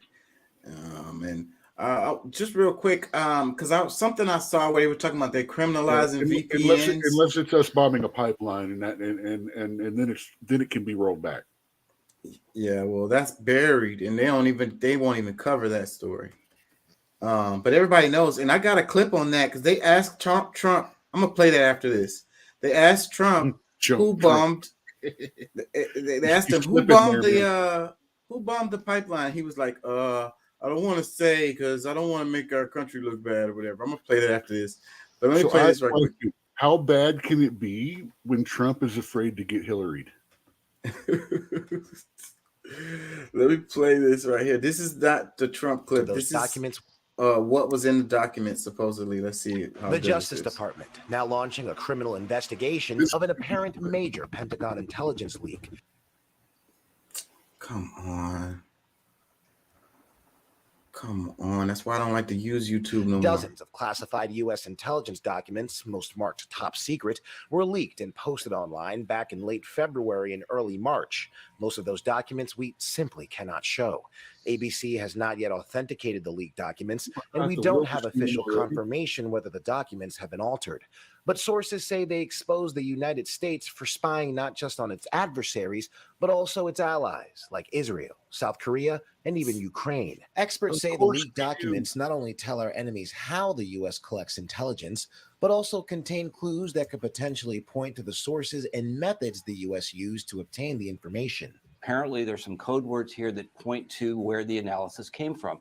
This means that it makes it much easier for the Russians to go back and do the counterintelligence work. The leaked documents forcing allies to respond. South Korea's president downplaying the situation, saying the documents need to be verified first, but that the country will take appropriate measures with the U.S. if necessary. And in Israel, Prime Minister Benjamin Netanyahu pushing back after documents suggested leaders of Israel's spy agency, the Mossad, had encouraged angry protests against his proposed judicial reforms. If our allies do not trust us to safeguard their secrets or intelligence that they provide us, they may be more hesitant to provide us intelligence in the future. As for Ukraine, the leaked documents paint a detailed image of the Ukrainian battlefield on March 1st, showing troop movements, training schedules, and casualty numbers. Over the weekend, U.S. officials were scrambling to reassure its allies and partners. As for Ukraine, they're blaming Russia for the leak, while Russia is pointing to the United States as the source.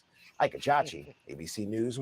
It's a lot of fallout with this, man. This was all down my timeline because even the documents themselves were on my Twitter. I saw a lot of stuff, and different, leaders around the world are making comments. This is a really big deal. The incompetence of our. Well, they're not talking about the incompetence. They're talking about the information, and what it reveals, and what does it mean, and all of this stuff. You got this spy versus spy stuff going on. It really hurts because they now the people that they were spying on know that they got a mole or whatever. The repercussions are endless. It threatens our people in the field and their families here back home because their identities can be pulled. Yeah, we do. And we do. And one of the things, if we didn't, we'd be ignorant because you're not going to tell me every single country that is our ally and enemy is not doing the same thing. And one of the things that was in there was showing that we have troops in Ukraine. I know, actual troops. But that's the whole thing. We're not supposed to, okay, we can act from the outside to kind of. But they're not. They didn't tell the people that. They lied to us about that. Of course. That was amongst other things.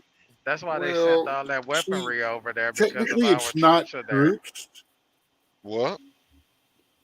Technically, it's not troops there. It's a protective garrison for a building or facility or compound. Oh, okay. So technically, it's not troops. It is a protector of military U.S. assets.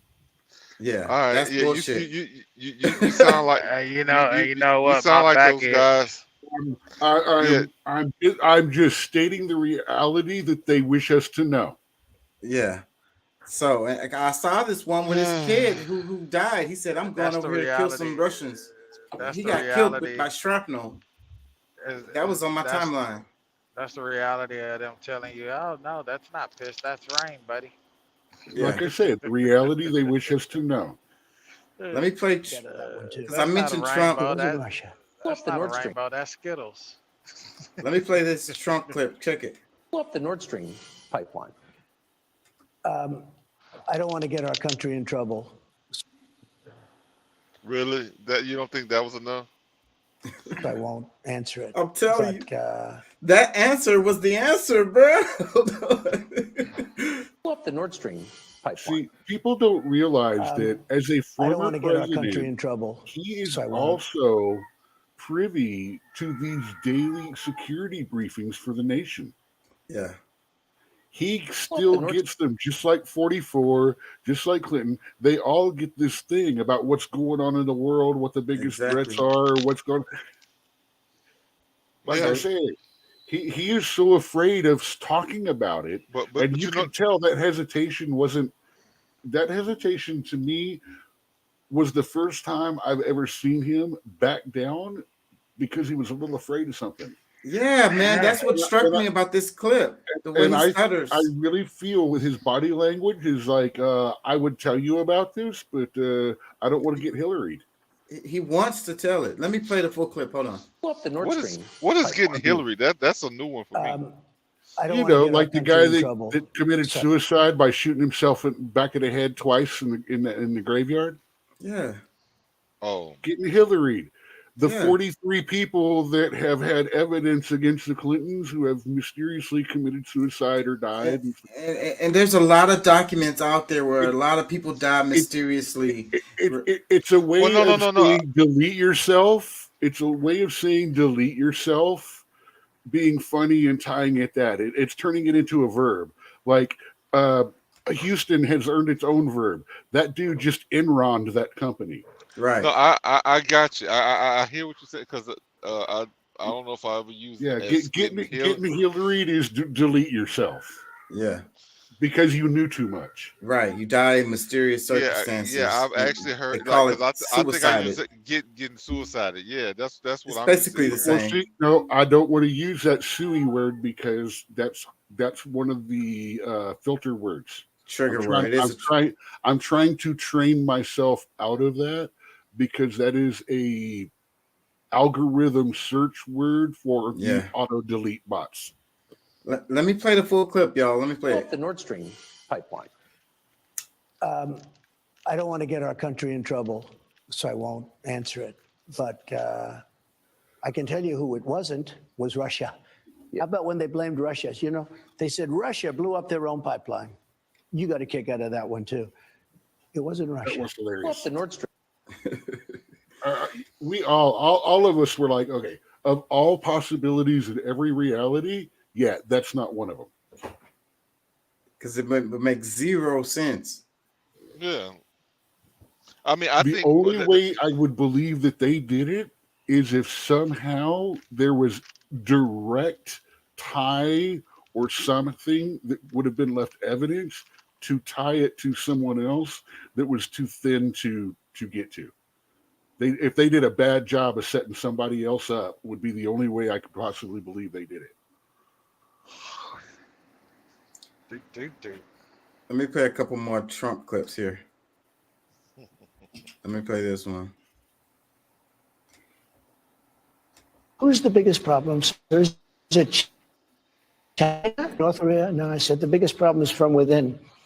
It's these sick, radical people from within, because we can handle, if we're smart, we can handle Russia, China. I did. Who's the biggest? He said the biggest problem is coming from within. It's not Russia or China. It's true. That's true. And you know, I agree. Biden agrees. I mean, if you listen to some of his speeches, he has said the biggest threat to democracy is our own people who think this way. Our people who don't think without the ouchie. But he was pointing at the opposite side though. He wasn't talking about it doesn't matter. It doesn't matter though. He's saying he's saying specific people. 45, he's not saying it is this side or that side. He's saying it is from within. Our leader, current potato in chief, is telling us it's these certain people. Which I wouldn't trust, just mainly because he's the one saying that. I think because he's the potato in chief, that him saying that in and of itself is a reason to not trust him as a politician. Well, he's placing the blame on a certain part of the population. He is actually blaming and saying that part of the very country that elected him is the problem the entire country has. Because for him, he's been trying to make a case that, for one, you know, our country, you know, our problems are more solvable if we didn't have the changes in leadership every 4 years. Like as far as presidential, like they think that our country will be led better by if we did the same thing that China is doing or Russia is doing. You know, like they have people who's in office for 10 years or so at a time. Yeah, they want to pop term limits off of the chief position, which is they want to go back to 3 terms. 3 terms, which scares me. They remember that was a big push in 44's 6th year. Obama's 6th year, they literally tried to get a constitutional amendment to allow a 3rd term so he could be elected again. No, yeah, and that would have been horrible. Yeah, they only got like 22 states out of needing like 38 or something. Because see, my thing is, if the president was actually able to run the country based on their own personal agendas, Obama may have been better for the job. But because he has people that owned him and pushed him in certain directions, that that's why he didn't do as well as he potentially could have done. But I think the presidents have been owned and or rented since Kennedy or before. Well, Kennedy didn't play with them. Kennedy didn't play with him, so he had to be taken out. Okay, because I would say just the idea that he had to be taken out lets us know that he didn't follow the bullshit. That's what I'm saying. From then or before, for sure, is when I start seeing agenda control over population control. Well, I mean, see, a lot of the problems that we're dealing with today, a lot of the stuff that we're dealing with today is things that JFK, like if you go back and listen to some of his I agree with that. His speeches. Like all of the stuff that we're dealing with right now, he was is a some of the speaker things like that Obama he before. was trying to, he was trying to protect us from then. Yeah. Let's do this. I'm kind of all over the place. I had this organized. I thought I did, but I started the show late, so I'm not on my P's and Q's today. But did y'all hear about the all the cows that died in Texas? It was explosion. Explosion. Yeah, this was a big story right here too. So April 13th, 2023. This is RT. It says explosion kills 18,000 cows. A fire at a Texas dairy farm has resulted in one of the largest mass cattle deaths in U.S. history. An explosion at the Texas farm on Monday resulted in a massive fire that led to the deaths of a staggering 18,000 cows. Local officials have described the loss as the biggest single incident death of cattle in the U.S. recorded history. County Judge Mandy G. Feller told USA Today that the explosion at the South Fork Dairy Farm near the city of Dimmitt may have been caused by a faulty piece of farm equipment. She added that local fire officials are still investigating. The dairy farm had reportedly opened in the area just over 3 years ago and employed 50 to 60 people. There were no human casualties in the fire and only one person was injured. He was taken to the hospital where he was reported to be in critical but stable condition as of Tuesday. I don't know about that. I heard that there was one person that died in this. So maybe it's that person they're talking about critical condition. So maybe he died later. Because G. Feller stated that the most of the 18,000 cows that perished were located in a large holding pen waiting to be milked when the fire broke out. The animals represented about 90% of the farm's total herd, according to the official. She noted that each cow was valued at roughly $2,000, meaning South Fork dairy losses in livestock could amount to tens of millions of dollars, even before equipment and structural damage are included. Let me read some more. An associate of the Animal Welfare Institute, a Washington-based advocacy group, has claimed that the incident easily surpasses all records since it began tracking barn and farm fires in 2013. The previous record was established in 2020 when a fire at an upstate New York dairy farm killed some 400 cows.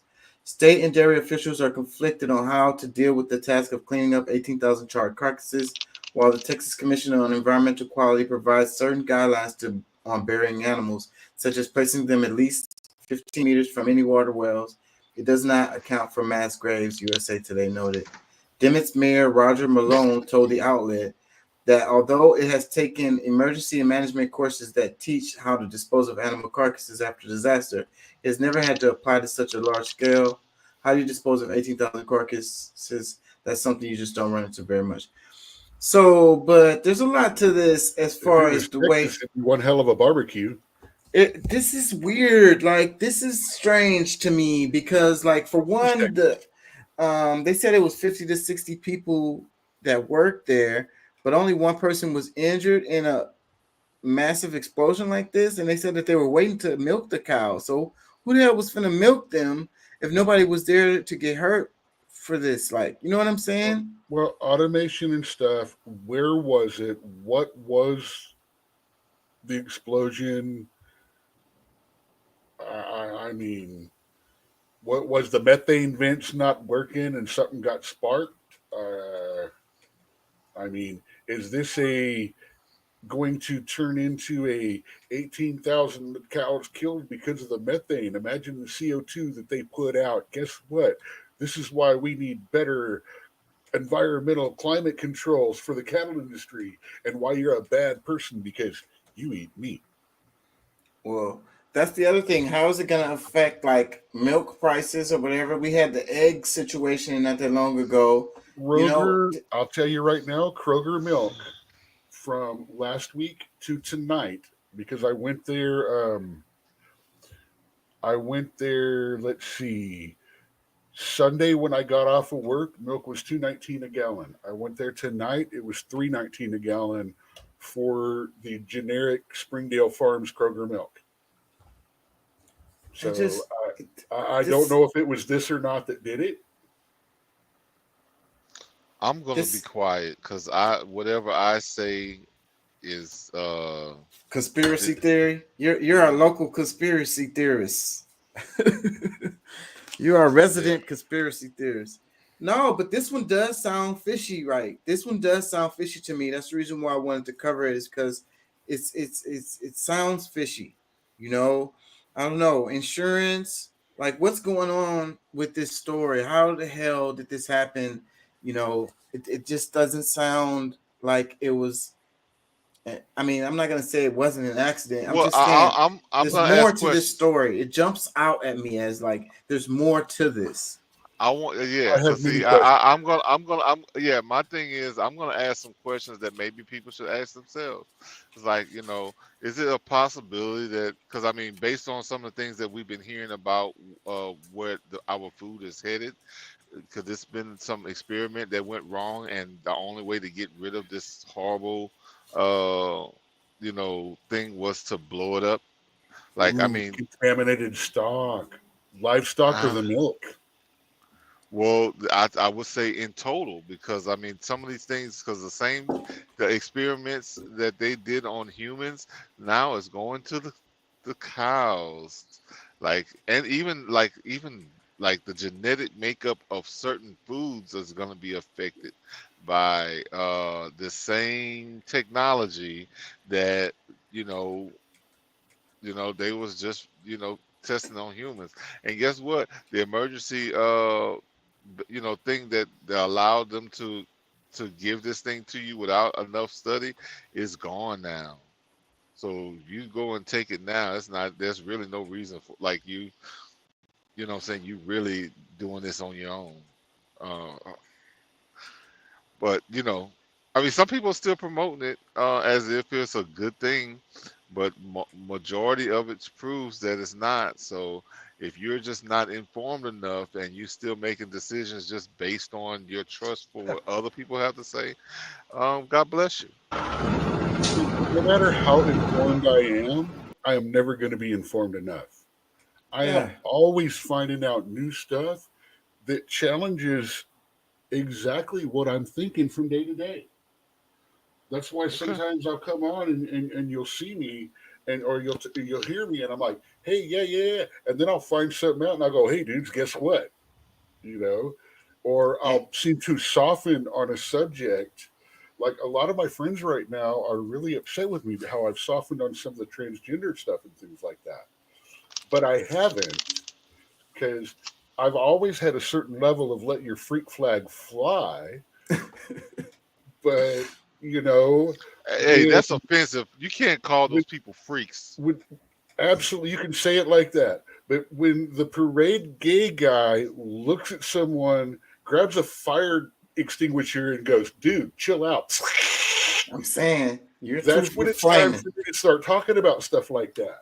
And I agree with you, Doc. I love me my parade gay guys. I do. I love me my flamers too. The more I learn about stuff, the less confident I am in like what I know. Like it's so crazy how I don't know. I guess I feel more ignorant the more I learn. Like it's weird. I mean, the main thing is, you know, having multiple perspectives is nothing wrong with it. It gives you more ammunition to make a decision. Like actually, like I mean, I think, you know, pros and cons to any and everything, and based on you and your own, you know, like needs or your, you know, just based on you and living your life, maybe, you know, doing opposite of what I would do is the best thing for you.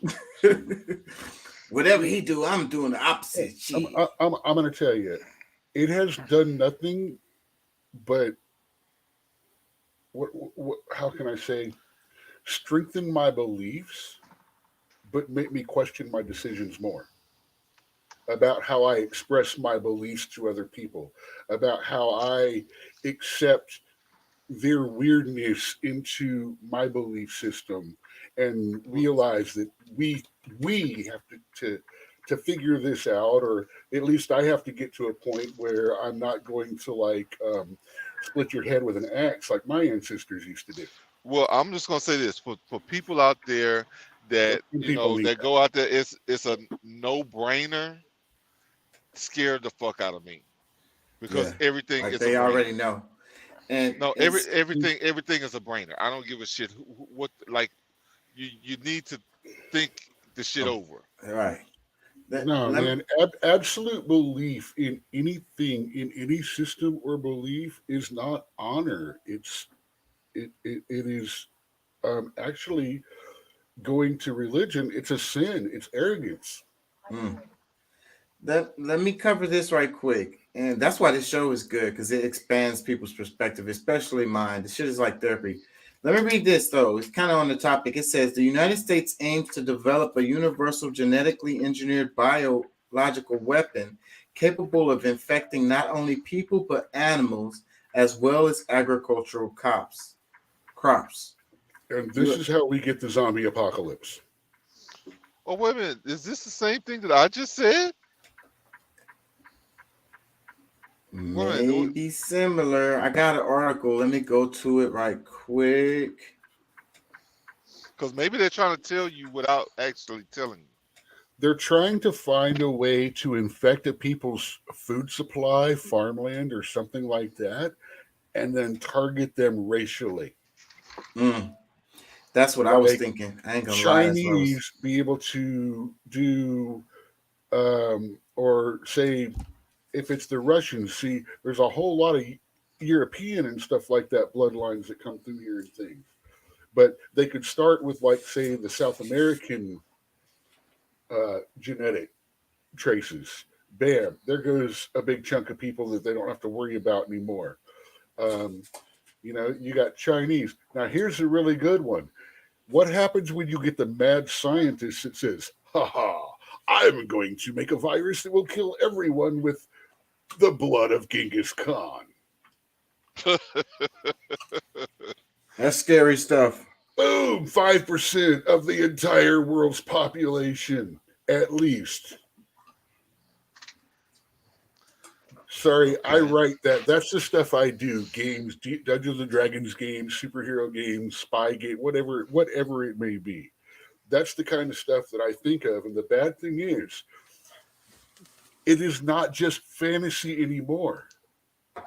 They've got these little bioprinter things where people can print parts of genes. And you can get a hold of these not unreasonable in price and things like that. I mean, we couldn't just walk down to the corner store and get one. But, you can't just walk down to the corner store and get a firearm either for the most part. They mapped the human genome some years ago, like completely mapped it. They finally got all the way. And that really opened the door to a lot of possibilities. You would think they would use it in a positive way. My whole superhero world and stuff like that starts out from the day that they mapped the very last gene. They found out that the last gene was the gene, and it was the one that codified stuff, and they were able to make superheroes based off of that. But listen, let me ask you, what is the biggest biochemical weapon available? Water. Diseases. Some kind of disease. Some kind of disease. The water supply. Water and food. Food and water is the main way, like biologically, to weaponize. And it was, because yet they're using chemicals to do it. So you're right too, Chaco. But at the same time, like that's how that's how they're manipulating, killing people.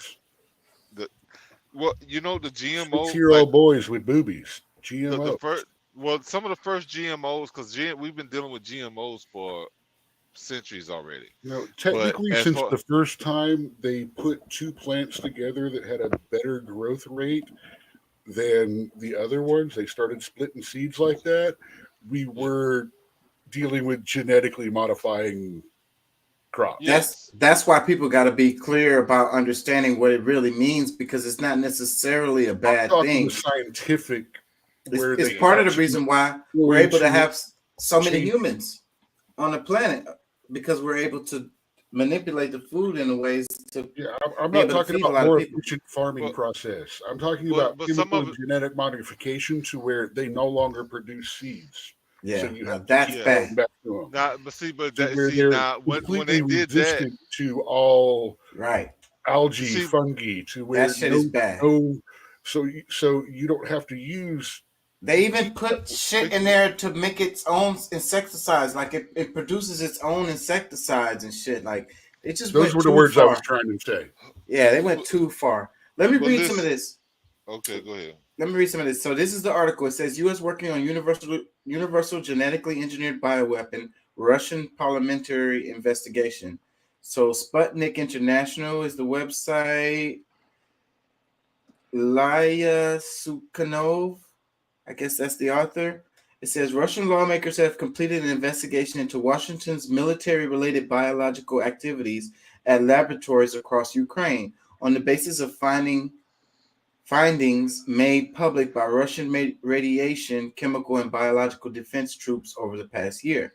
Washington is working on a universally genetically engineered bioweapon designed to cause severe damage to enemies comparable to that of nuclear winter, a Russian parliamentary commission investigating U.S. biolabs in Ukraine has concluded. It says the United States aims to develop a universally genetically engineered biological weapon capable of infecting not only people but animals as well as agricultural crops. Its use involves, among other things, the goal of inflicting large-scale and irreparable economic damage on the enemy, the commission wrote in its final report. The covert good question. Let me read this. It says the covert and targeted use of such a weapon in anticipation of a positive, inevitable, direct military confrontation could create a significant advantage for U.S. forces over the adversary, even against those who possess other types of weapons of mass destruction. The commission added, The possession of such highly effective biological weapons creates, in the view of the U.S. military, the real prerequisites to change the nature of contemporary armed conflicts.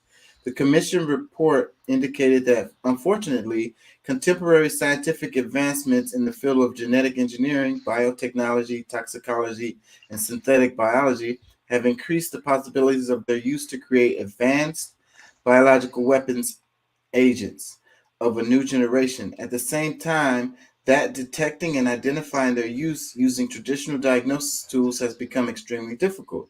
The situation is aggravating by the fact that the production of such biological agents can easily be dispersed over various industrial enterprises, disguising them as products used for peaceful purposes, the document noted. You know, I mean, when it comes to this whole idea, because I mean, you know, I have different ways of seeing some of these things, and you know, a lot of times I feel like us, the people of the United States, are the enemy, and not outside people. Because I mean, just look at how our government actually treats us, you know, compared to other places. I know we're the enemy. The president told us that we're the enemy. The president actually addressed me because I am one of those people he was talking about and said, I am an enemy of democracy. Yeah. My own potato in chief right now called me. Yeah. Well, I mean, but I mean, because I mean, and you're saying the enemies of democracy. I mean, you know, Because I don't agree with even well, yeah, I know. Because I mean, honestly, that's the you know one of the questions that I I don't think I posted it. I thought about it, but the question I had is, you know, I guess to my friends that you know don't really understand where I sit politically is like, is it possible for someone to agree with the democracy but don't agree with Democrats? You know, like it's like the people who are supposedly standing up for what democracy should be or what it's supposed to be are not the people who should be representing it, mainly because they're not honest. Like they have an alternative motive, and you know, like having the two-party system is already a screwed up thing because like it's just one side against the other. You know, I don't know if multiple parties would help. You know, maybe that would make even a bigger problem. But we mostly have a republic, and if people like republic means to the people, like it's back to the public, republic. So we have to be more like the government. If they're not actually doing what the people need We or are a want, democratic nation, not necessarily a democratic people. well, the And thing that is a about it is, this is a good thing, mind you, I'm saying. to some extent, because I think that it becomes too radical when you know, like when we're trying, you know, like we're putting up more laws on the people, and you know, like certain things should, you know, like anyone should be protected under the basic laws of the republic. I mean, because that really gives the people the chance to do what they want. But then, you know, okay, somebody wants to have their, you know, same sex, you know, relationship. A republic doesn't stop that. You know what I'm saying? So it's just like they're doing all these different things to try to A control republic the is supposed mind. to go, here is the base laws, like high school. Here is the base knowledge. Everything from here, as For you to states, govern as yourself. individual people, you guys are on your own. Well, and just yeah, and Your values are your own. And we're not going to allow people in Miami to force people in northern LA. Idaho to live by the same values because the world is actually different for them. Well, yeah. I As a mean, that's republic, as their state, as sovereign, as a sovereign state, I mean, we are basically broken into an empire with a whole bunch of kingdoms.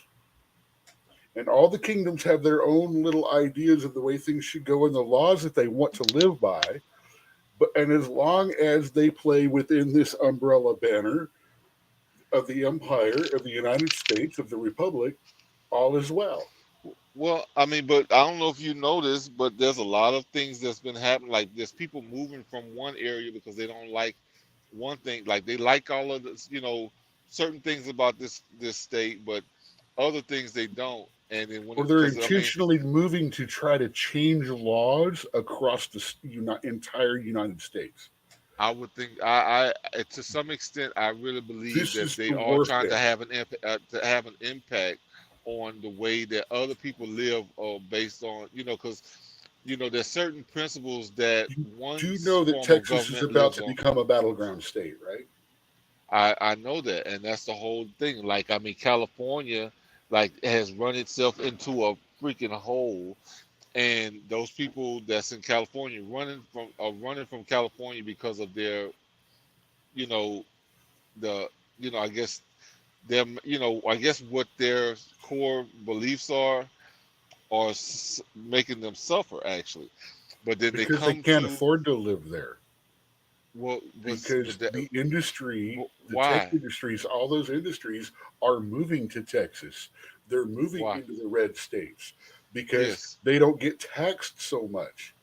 Because Okay. they can go and buy a little town in the middle of nowhere, build some satellite receivers around it, get high-speed internet, get everyone in the local county and stuff like that working online, and then get a whole bunch of people to move in to create a tax base.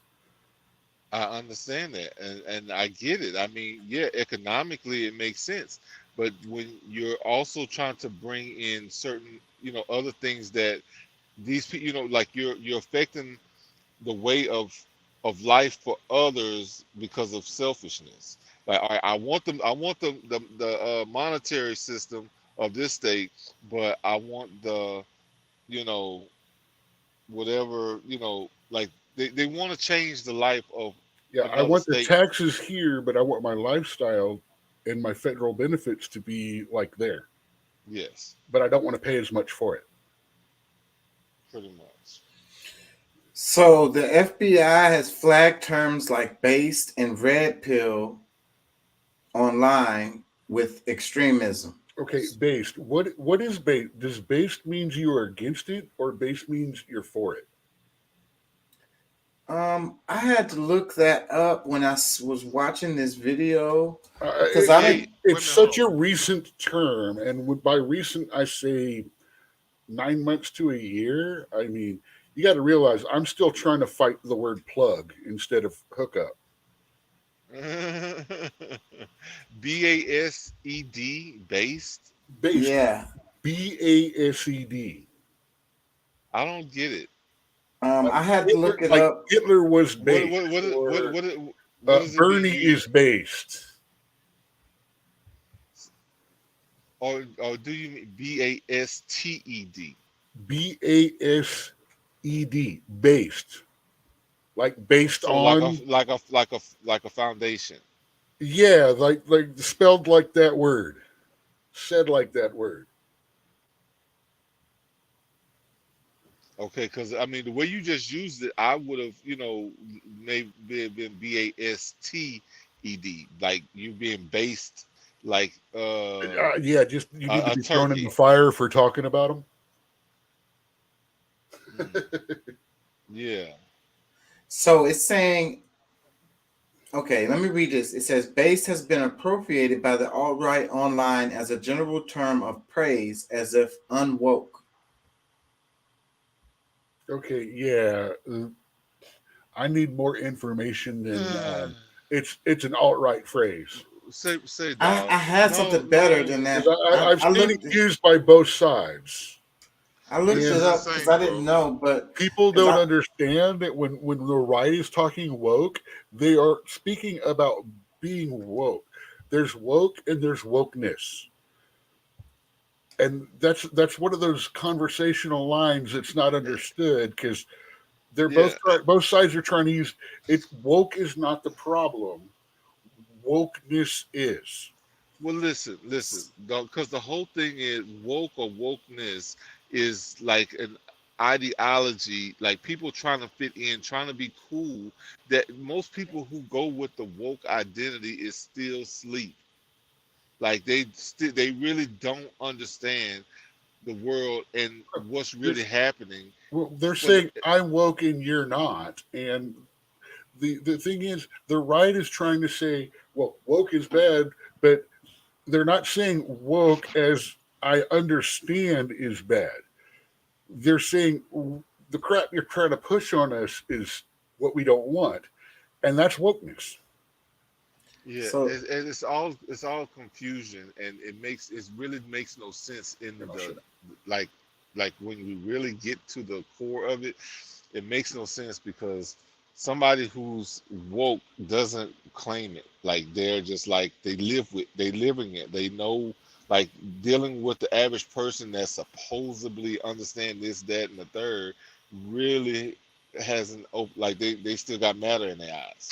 You know what I'm saying? Like, It's one of the things that when it comes up in a conversation online or in real life, I do the same thing that I do here and say, hey guys, wait, hold on, let's stop for a second.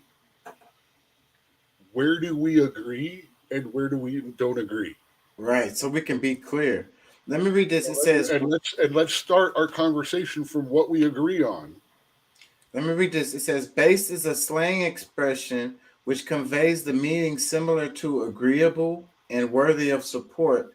The expression originates from Lil B's nickname, Based God, and is often used to positively comment on memes, and opinions that conflict with mainstream socio-political trends and can be deemed offensive and inappropriate by general public." So I think that's a better, clear understanding of what it means online. So that's weird though, because that term I didn't know. But So so the, basically, when you say that's based, you're saying I agree with that. connotative Right. linguistics. so I mean, I just wanted to mention that because that was one of the things. Because the other one is red pilled, and we use that. I mean, I use that. I don't know if I actually comment red pilled, but I get that. Here's I understand. Here's another thing that you got to ask when we're talking about red pilled and blue pilled.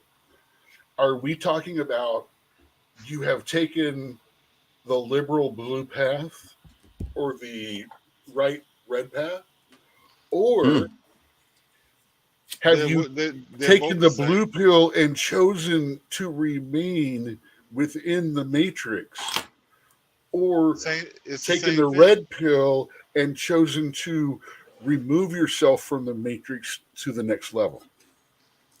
It equals the same thing. Yeah, I think it goes back to what you said earlier, Doc. Is like whenever people use comments like this, we got to be like, okay, so what are we talking about here? You know, what actually are we? Well, you Where can do we try to agree? you can try to do that. Let's start our base and let's build from there. Okay. So, but anyways, the FBI is flagging these terms, and they're making people. They're saying these people, if you use these terms online, then you're under their eye as an extremist. Either way. Dude, they've been watching me since I was friggin' 17 and got called in by the cops because a short story I wrote about a robbery got used.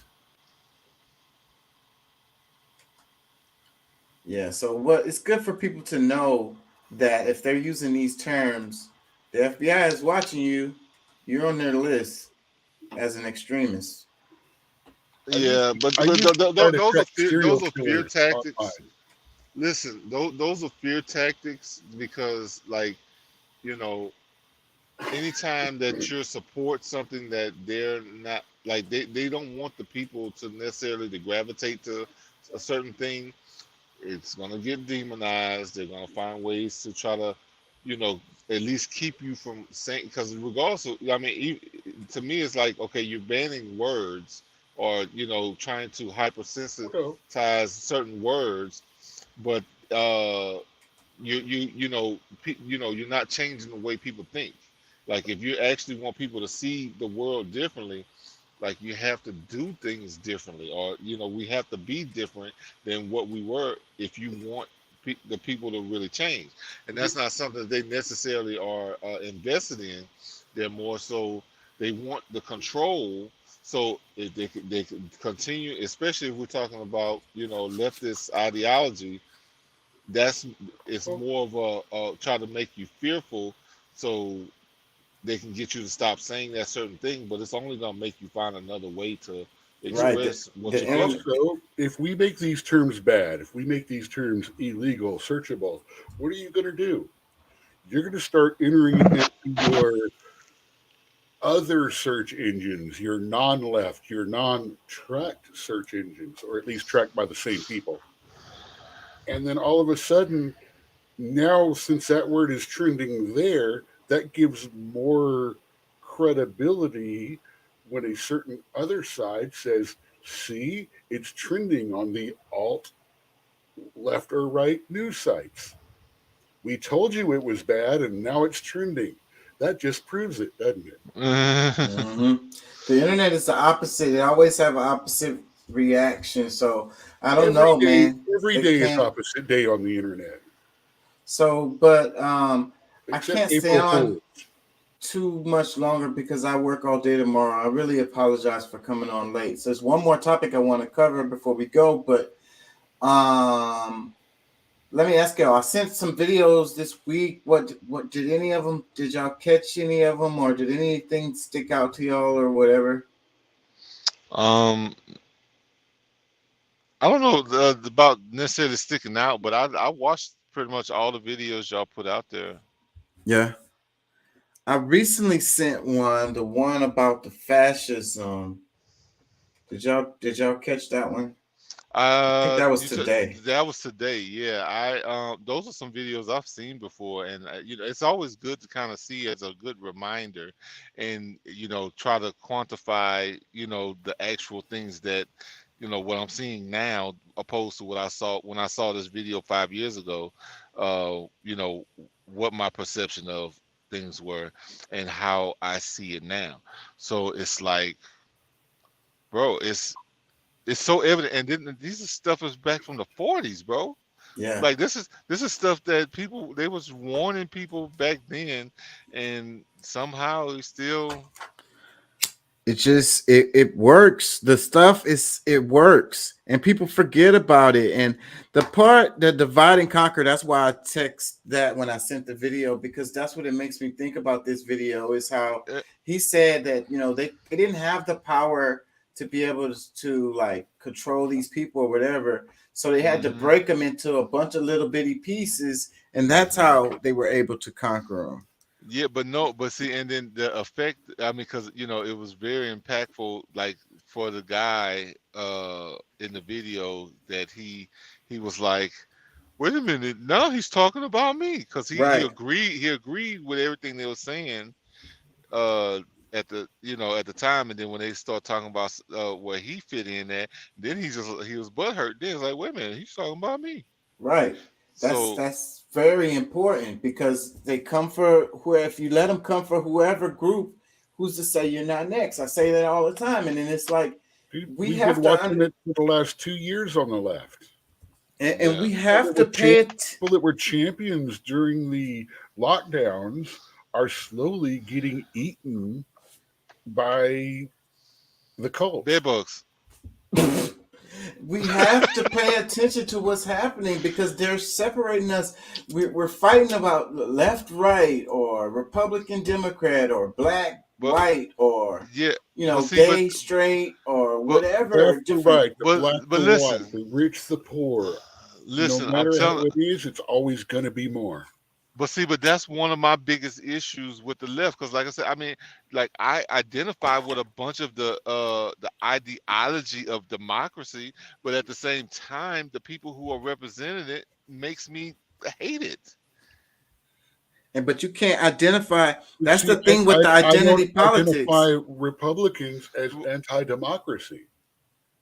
But which is not true, because see, the whole thing is, if it wasn't for the Republicans, like the people who, like, because I mean, yeah, we're not all monolithic. Everybody that's that's conservative, because I mean, yeah, I would rather say more conservative, because that's more so where I live. But the as far as democracy, like you can be a conservative Democrat and you can be a conservative Republican. It doesn't really matter.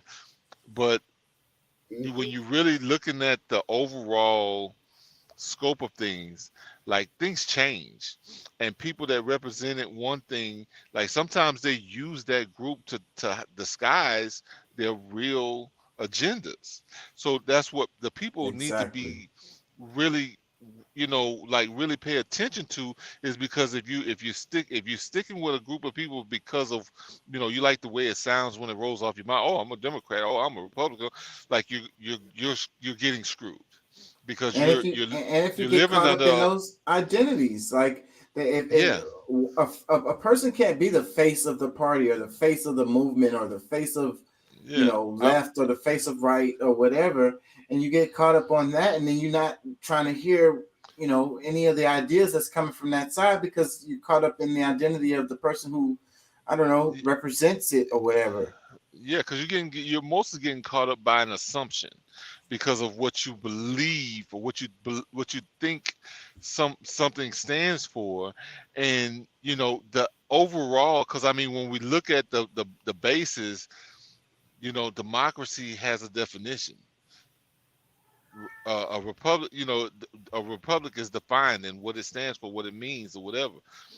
But the people that are utilizing these titles are, they're making you.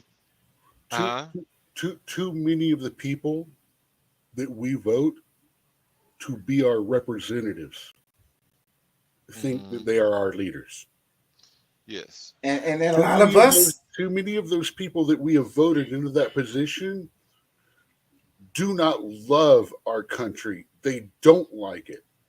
And a lot of us see them as our leaders, and we give away our power to them.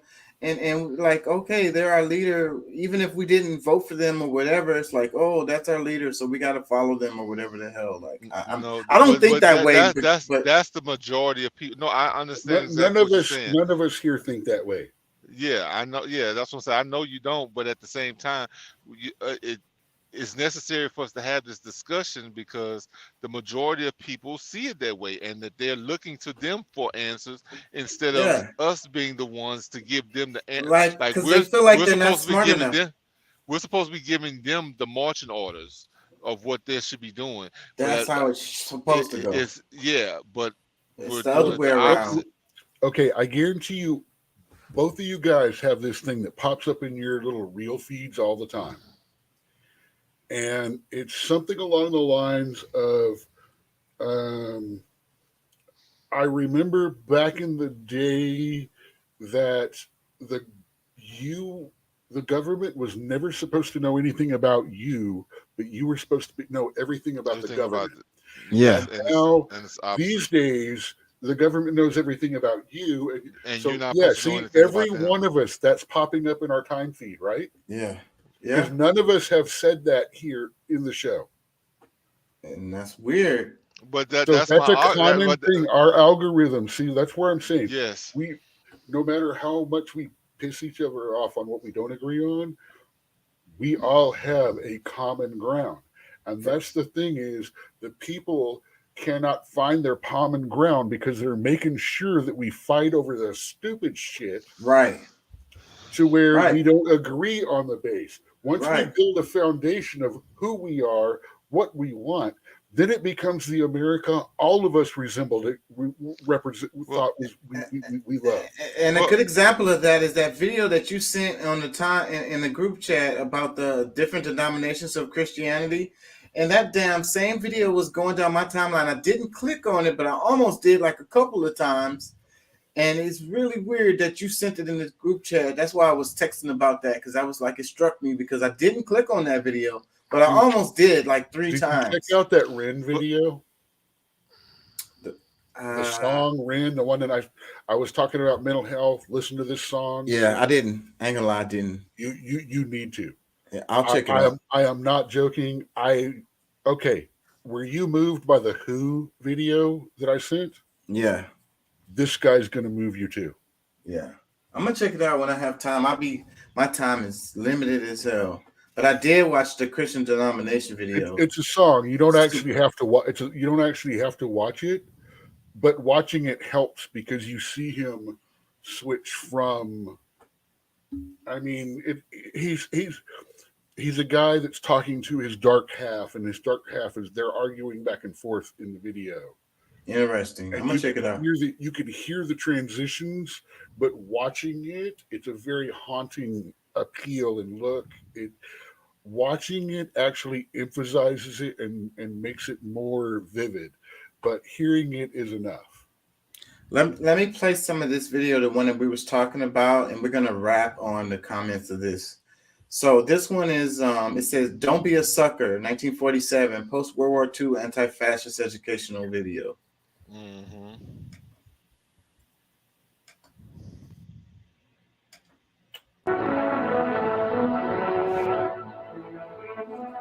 Henry here got on the train with $200.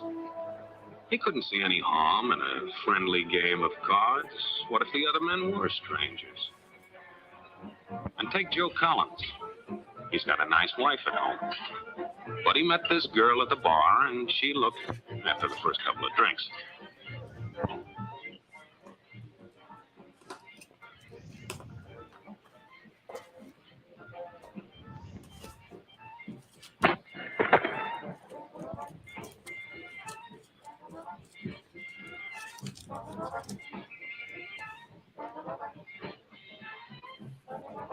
That's like welcome to New York. There's a good old-fashioned word for people like us. We call them suckers. And there are other people. People who stay up nights figuring out how to take away what they've got. There are all kinds of games. Mike here, for instance. He's got Damn it. everything. He's young. He's healthy. Got a job. And he's got plenty of food. Big factories to make things a man can use. Damn it. Big cities to do the business of a big company. And people. Lots of people. Enough to work the farm and build the factories. Damn it. Dig the mines. Run the business. All kinds of people. People from different countries with different religions.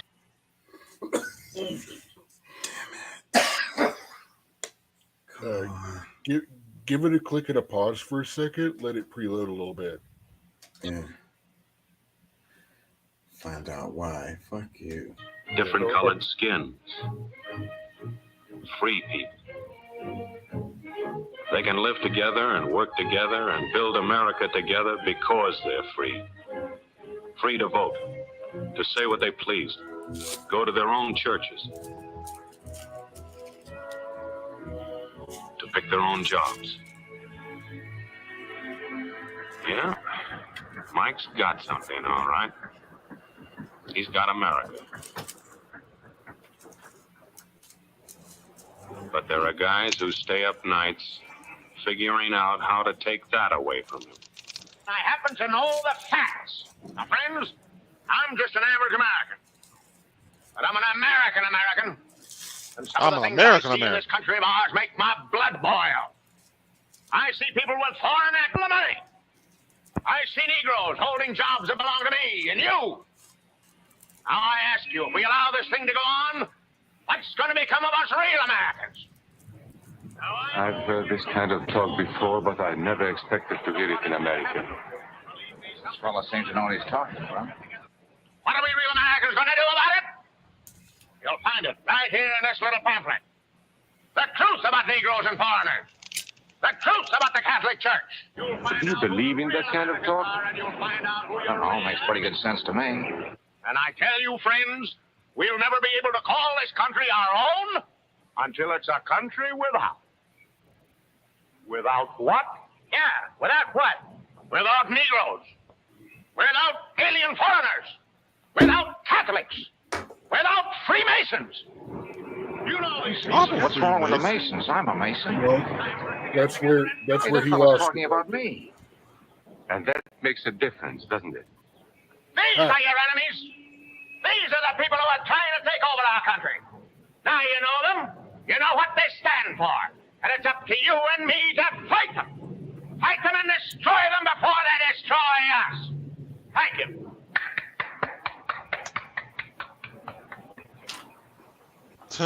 Before he said Masons, you were ready to agree with him. Well, yes, but he was talking about, what about those other people? But in this country, we have no other people. We are American people. What about you? You aren't American, right? I was born in Hungary, but now I am an American citizen. And I have seen what this kind of talk can do. I saw it in Berlin. What were you doing there? I was a professor at the university. I was working. I heard the same words we have heard today. But I was a fool then. I thought Nazis were crazy people, stupid fanatics. But unfortunately, it was not so. You see, they knew that they were not strong enough to conquer a unified country. So they split Germany into small groups. They used prejudice as a practical weapon to cripple the nation. Of course, that was not easy to do. They had to work hard to do it. You see, we human beings are not born with prejudices. Always they are made for us, made by someone who wants something. Remember that when you hear this kind of talk. Somebody is going to get something out of it, and it isn't going to be you. This is not classroom theory. I saw it happen. I saw it first in Berlin in 1932. 5 young men that I knew were standing in the crowd listening to the Nazi speaker. Eric was a Catholic. Anton, a student of mine, was a Jew. Heinrich owned a small hardware store. Karl was a farmer. And Hans was an unemployed metal worker. To all you Aryan Germans, I say it is time you inherited the nation which rightfully belongs to you. To you alone belongs the glorious destiny of the Greater Germany. The Nazi Party will provide land for the farmer, work for the worker, and profits for the small businessman. Who is getting these things now? The Jew. The Jew who has stolen our nation and our birthright. Who makes all the money and takes all our jobs? The Jew! He must be shunned. He must be ostracized. He must be eliminated. And the Catholics. We don't want our great nation run by a foreign church. We Germans will know what to do with these people when the time comes. They and their faith must be destroyed. Then there are the Freemasons. In Germany, we have no place for secret societies. There will be only one society, and that is the Nazi Party. There will be no secrecy about that in the new Greater Germany. One by one, he attacked each minority and he split them off one from the other. These men were all fellow Germans when they came here today. Now they were split into rival groups, suspicious of each other, hating each other. They were being swindled, all of them. But the man who was really being fooled was Hans. He was pure German, according to Nazi standards. To him they promised everything, and he fell for it. That's how Hans became a Superman. They gave him a uniform and they pumped up his ego. He wasn't just a little fellow out of work anymore. He was a member of the master race. Hans and thousands of others like him, all playing a sucker's game. They gambled with other people's liberty, and of course they lost their own. A nation of suckers. Hitler needed these people. There was lots of work to be done. There were trade unions to be smashed, because unions were organized and might offer resistance. There were many political parties in Germany. These the Nazis destroyed. They were determined to smash every organization where people might band together and resist them. There were Jews to be beaten and killed, The Jews were not powerful, but they were a convenient excuse for all the nation's ills.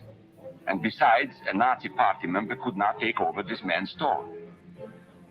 Hundreds of Catholics were put in jail because the Catholic Church had strength and could resist the Nazi drive for powers.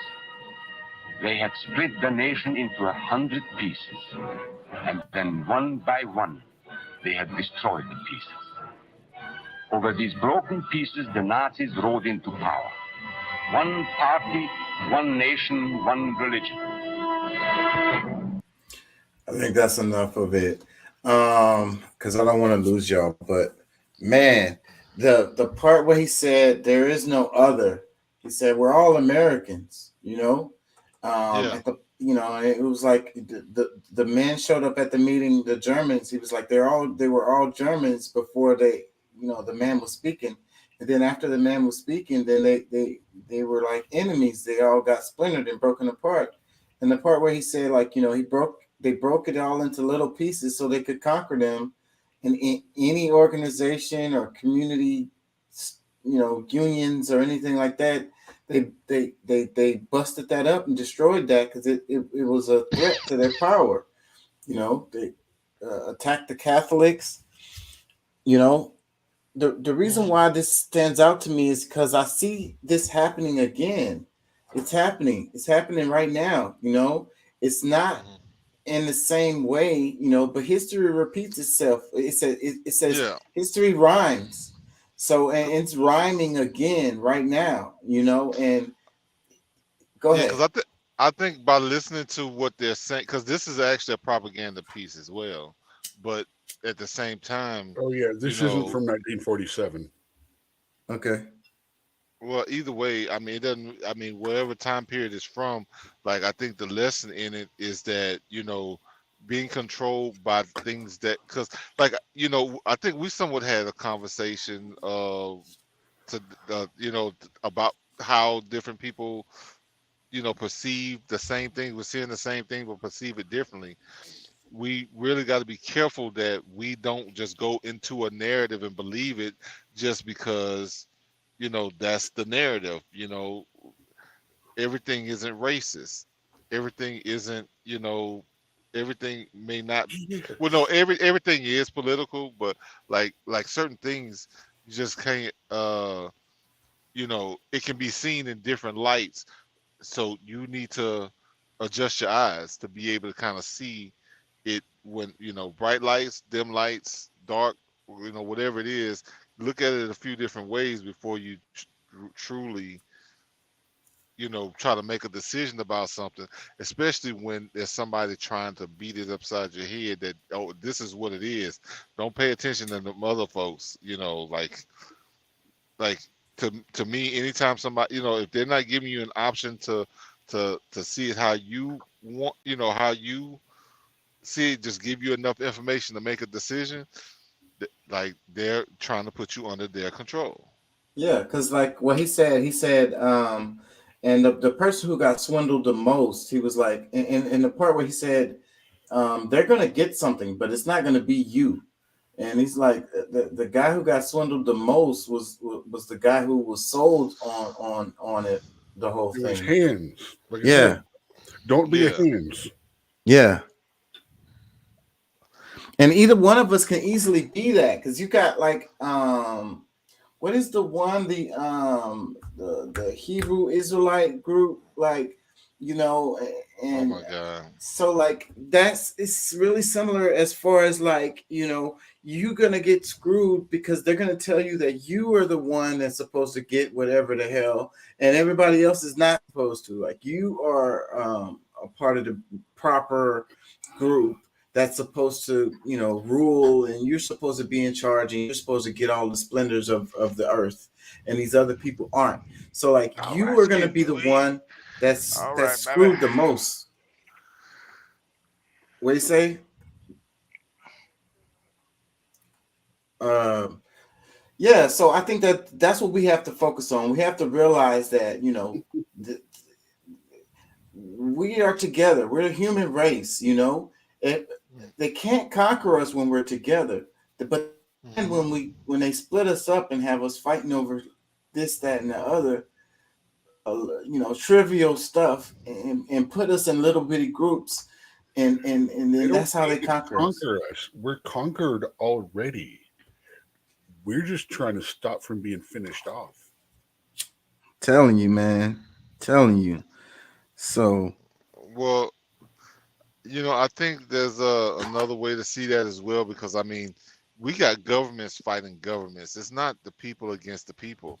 Like, that's one of the things I think that we need to, focus on more, is that, like, we are, like, we have allowed certain things to happen that we shouldn't have, but at the same time, like, if we really pull together, like, I mean, because they're obviously trying to inflate or conflate a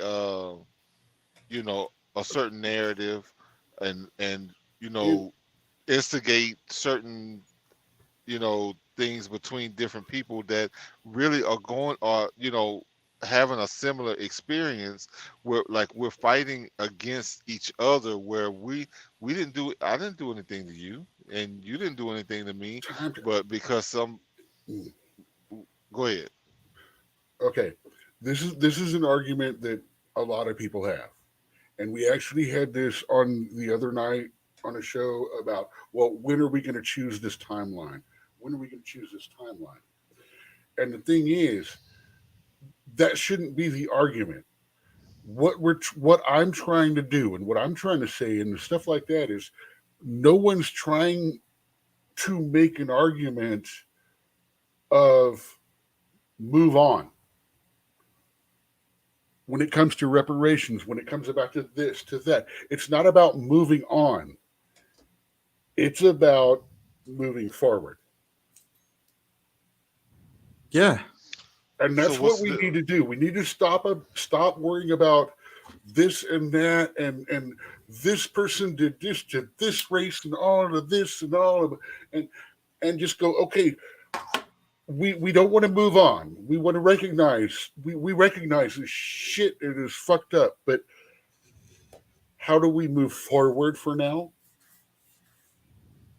We may have to put a pin in that, but how can we move forward? Yeah, how do we move forward from here? That's together, not as individual units, not as all these split little groups. Right. How can we come together and unify on some base ideas where we get along, and then we know where we can move forward?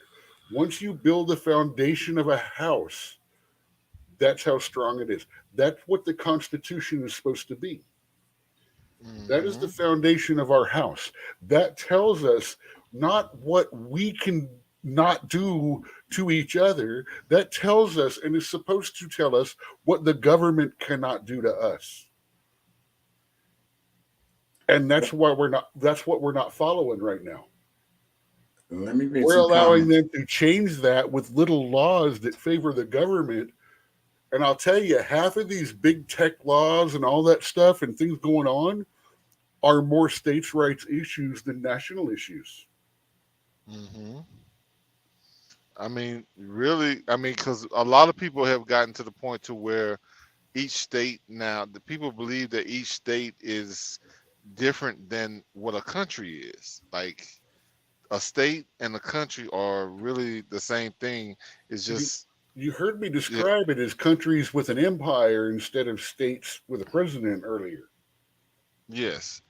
So, I mean, and I heard that, but but that's the thing that I think people are not realizing, because there's certain things that the federal government is not supposed to get into, but some people want to do that because I guess they feel like, as a whole, like, because sometimes, like in the beginning, like sometimes the fight that you have on your own, you can get further because you don't have a whole lot of interference.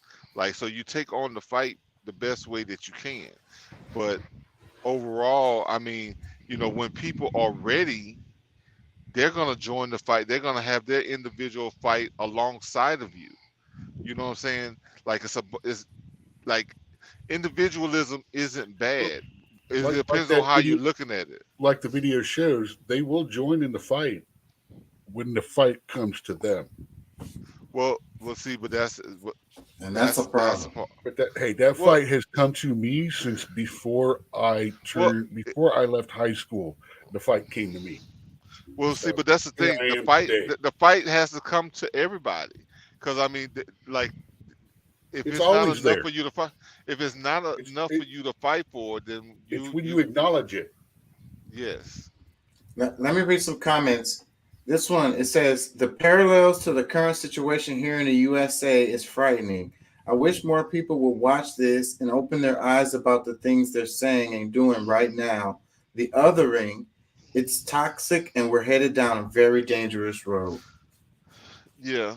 Well, because see, let me say something, because I think a lot of people will identify one party or another to be the culprit, when actually both parties have a taste of that same thing, like they're trying to have a certain level of control. My thing is that, you know, really, like, us as a, you know, they can be parties out there, but for us, we shouldn't be identifying solely with just one party. Like, it's just, it doesn't make sense, especially in this day and time. But there's certain principles, because I know something, like for myself, I've been leaning more toward the Republican party than I have, you know, in the past, with, you know, when I went more along with the Democratic Party. And it's like, I'm seeing different things in them that, you know, the things that we're fighting over for Democrats is like, it's no need to fight over, and people look at them as being a problem. They seeing, you know, oh well, y'all don't care about this. Like, bro, like, if you really understood how these laws work, you understand that you're already protected. Like, but you identify personally as something different than just an American. You see yourself as an African American, or you've listed yourself somewhere else that puts you in a lower class than what you really are, when you yourself can say, I am American, not you reduce your personal identity to the world.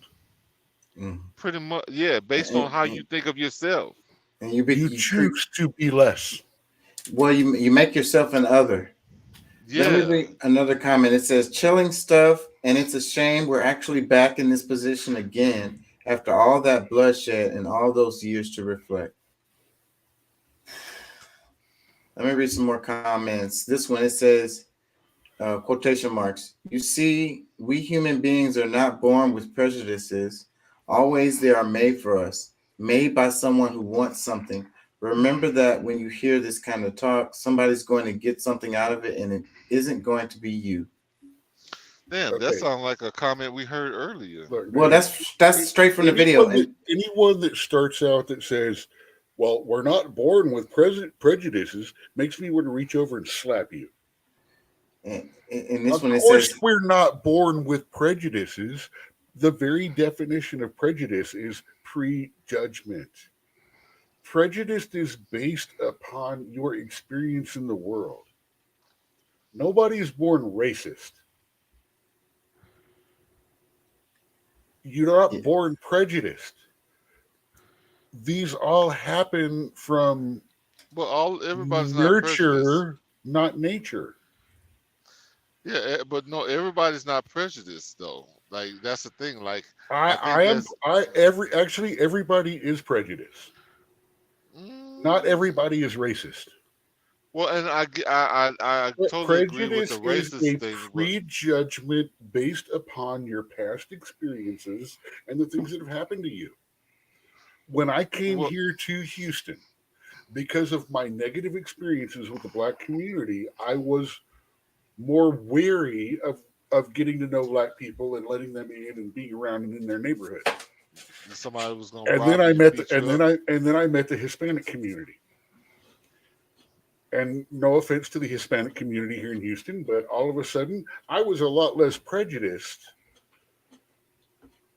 about a different community, because I found out, well, it's not just one, but my experiences with one, being chased around, beat up, all that stuff, most, living in the South and being a lone white guy or hood honky, whatever you want to call it.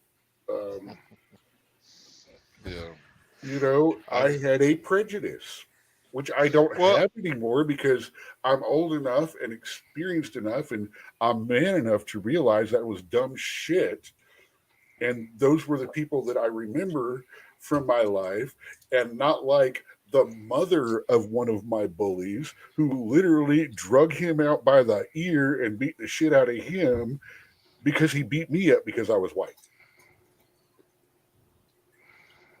You know, I mean, it's a scale, but prejudice is about things that have happened to you already, making it more difficult for you to move on.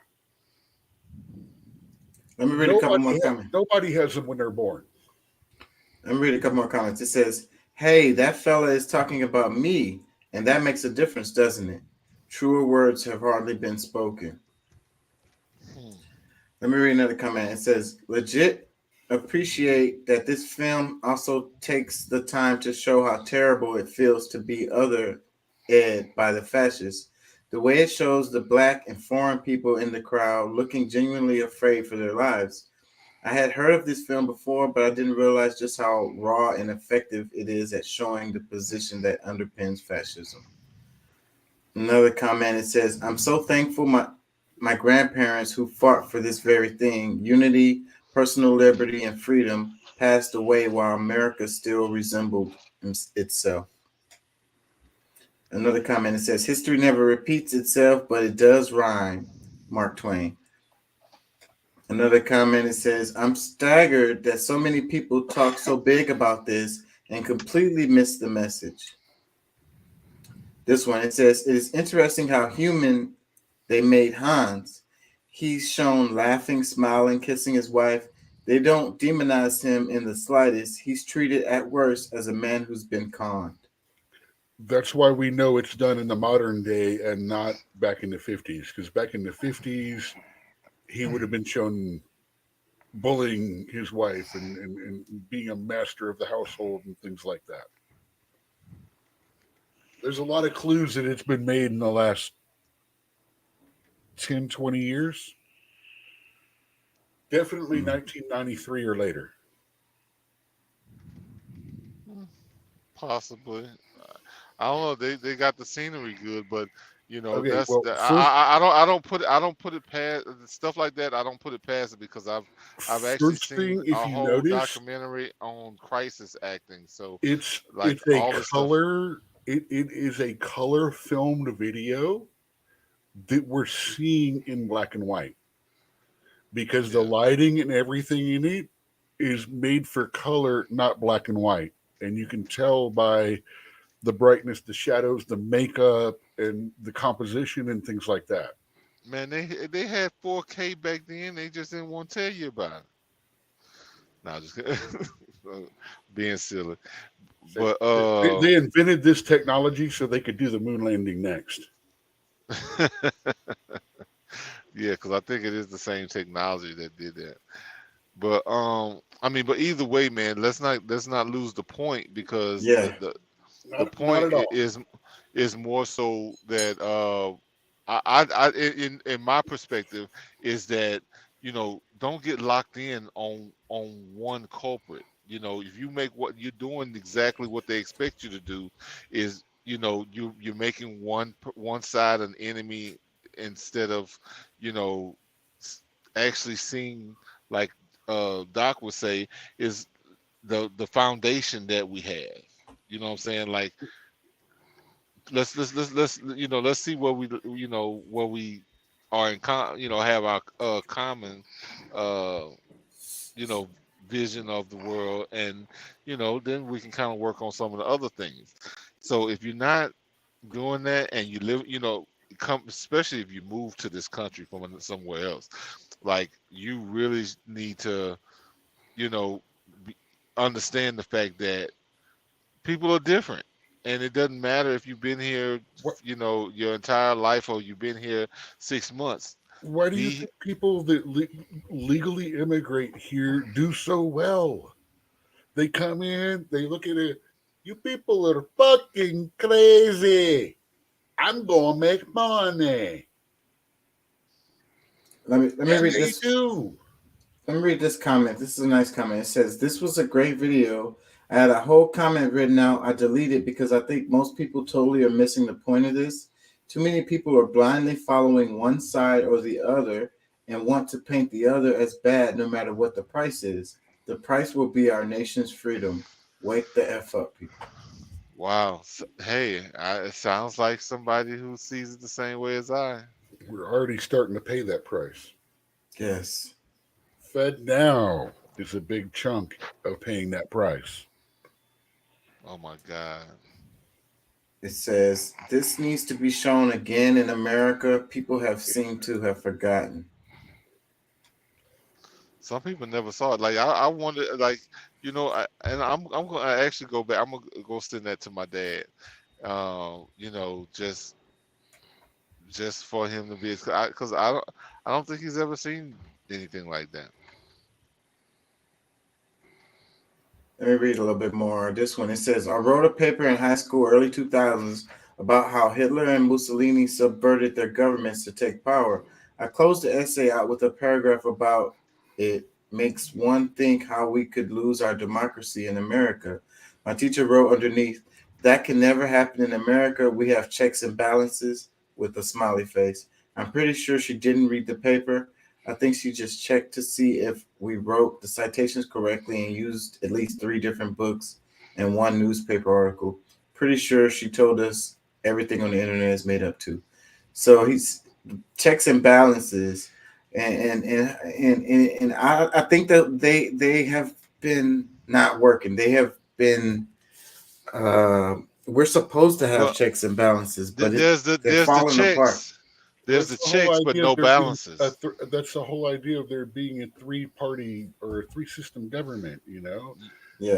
The executive, the judicial, and the legislature. Yeah, but still, that's not where that stuff really ends, because overall, like the checks is where like us as the people can call them on their bullshit. But we're not demanding the change, the balance, because we're still so much at war with each other that we don't get to like it's not enough of us on one issue, or the real main issues that we should be on, because we're too busy trying to organize with people that we because I mean, if we take care of core issues, it will resolve a lot of the other minor things that we had. But we have to figure out what the base core is. We literally have to strip everything down to the bottom and go, we all agree here, we all agree here, we all agree here, we all agree here. And we have to be honest to get to that point. And we also have to be able to start having the conversation with the person. And that's a no compromise. We need to know no compromise from both sides. And so the only way to get there is for people to be honest. And also the opposite sides have to have this honest conversation.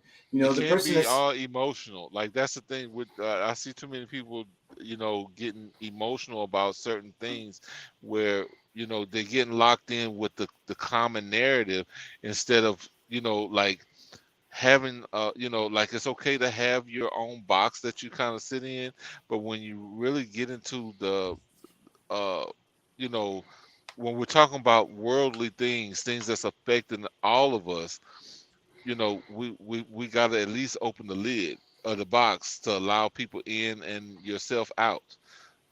Like you got to be able to be open-minded enough that you can see different angles, because if you start out saying that this is one way to do it and there's no other way, you're going to become a part of the problem because you're still not weighing out the other options. Yeah, you are the problem. If you stand on absolutes and you are a Christian, you are guilty of pride. Let me read one more comment. It says, "Even in this film, we see that it only takes 30 seconds for the man to fire up delusion and trick the crowd into racism and false information. Yet it took a whole 16 minutes for the film to provide the truth and better judgment. Truly shows that a lie can travel halfway around the world before the truth puts on its shoes." Wow. Yeah.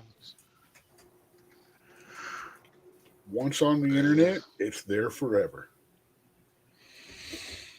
Yeah, man. So y'all got any final comments? You still there, Deuce? Did you get to watch any of this video that I just played?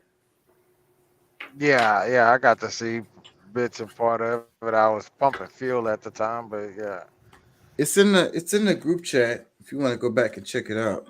It's definitely worth a watch. Man, I don't know, man. It's crazy, you know. Yeah, those things still exist, but it's like I guess the question for me is like, how do we stop that same bad shit from repeating itself? Is there even such a thing as keeping history from repeating itself? Or do we need history to repeat itself to remind us where we come from and not to ever truly get relaxed? Wow, that's a heavy one right there. But all that we've been saying, Doc, Deuce, and Pat and Deuce, Doc, all we've been saying the last like 5 minutes or so have been ways to keep from it being this actually happening. You know, all the stuff we were just saying, actually having the conversation, finding a base, finding a common ground, moving And that's forward why together. you are always going to be bounced off the algorithm, because we're trying to make sense. And that's why I don't get views hardly. I mean, I get views now with the shorts, you know. So, but whatever. That's why I haven't been doing no editing, because I was doing all that fucking work, and all I needed to do was do these damn shorts, and I could get views that way. It's crazy. We're working on closing out. Can I walk us out with some feel good something for a minute? Go ahead, because I'm about to wrap it. Please. Because I'd like all of you to participate in this, and this is going to be a thought exercise and stuff like that. So walk with me on this one. If I gave you guys $1 million in cash right now, how would you feel? If What you you say? gave us How would all you $1 feel? million, you giving each one of us $1 million? If I gave you $1 million in cash right now, how would you feel? I don't really know. I mean, honestly, I see value in other things right now. You know, but I mean, the $1 million would be, I think, would be a good. I mean, I would be wondering, okay, what you want me to do for it? What was, you know? Where's the catch? Yeah, I'm telling you, no catch, no catch on the first one. We'll be talking about the catch next. The $1 million would be great. The $1 million would be great, but me personally, $1 million cash is really worthless. It could change your life, but it's really worthless. How about you give me $1 million in assets or stocks and bonds or gold and silver that's gonna appreciate, that's gonna change my life significantly. You can still use $1 million to buy it. I'm not limiting what you do with it. I'm just saying, if $1 million popped up, I don't have to give it to you. If all of a sudden $1 million popped up, you won a lottery, you got a bonus from a company, whatever, how would you feel? I'd be extremely happy. I'll probably pass out. I would be numb for a little while. Yeah, I'd be numb for a little while because I'm gonna pass out. Yeah, so we're saying we would feel good. That nothing would be able to bring us down for a little while. I mean, we'd be like, yeah. I mean, nothing would make us mad. All would be well. Yeah. Okay. So now, instead of say $1 million, let's make it 10 million. But you didn't wake up tomorrow. Ugh. Now, would you take it? No. Nah, I'm good. Absolutely not. Absolutely not. I just did this exercise, but okay, so long you ago. okay? But So don't spoil it. You know where I'm going. I'm just gonna play along. Yeah, no, I wouldn't accept it. So what we're saying is that just waking up every morning is worth more than $10 million, right? It's worth more than any amount of money. Okay, so I have a Infinite question. money. Why don't you feel like that every single day when you wake up? Because of our prejudices. Every day you I wake do. up. I don't have $1 million, but you know what? Today might be the day. And if not, well, hell, at least I'm here for it. Every day that I wake up, man, I'm grateful. Yeah. I may not be where I want to be in life, but I'm grateful because every day that God allows me to wake up and for me to sit up in my bed and walk to my bathroom to take a long piss, that's a day to make a difference in my life. That's a day to make a change. That's a step further to where I want to be, and where you want to be and who you truly are is deep down within. But sometimes it takes for you to go into that dark space. You have to go into that dark room alone, and tear down everything and that you thought or think that you are. You have to go into that space and be completely vulnerable, and let go and forsake those ways, those thoughts, those feelings, those emotions, and tap into who you truly are, because who you truly are is there. It's waiting to come out, but we don't take the time to tap into it. I'm guilty of it. It's The only there. way to the The only way to better that we recognize want, light everything is that through we darkness. strive for is there. I think the point is to be It's all there. thankful, right? Because when I wake up, I do a lot of times. I'm like, man, I really got some good rest. I really, I'm thankful for that, because sometimes I don't sleep well, So whenever I sleep well and I wake up, I'm like, oh man, I really got some good rest. I'm thankful for that, and that's usually like how I start off, But some days I don't get rest, and then I get up and I'll be like, oh man, I wish I would have got some better sleep, but most But we days I become get up. who we say we are. Yeah, so it's about being thankful, right? Because that's the point of the exercise. The thought exercise is to be thankful for your breath, to be thankful to be alive another I day. woke up today. It doesn't matter how bad my life has been until this morning, because at least I always have a chance to do better. Of course, then I throw my legs over the side of the bed, stand up, and I begin to question if gravity is a myth or the earth just sucks. Yeah.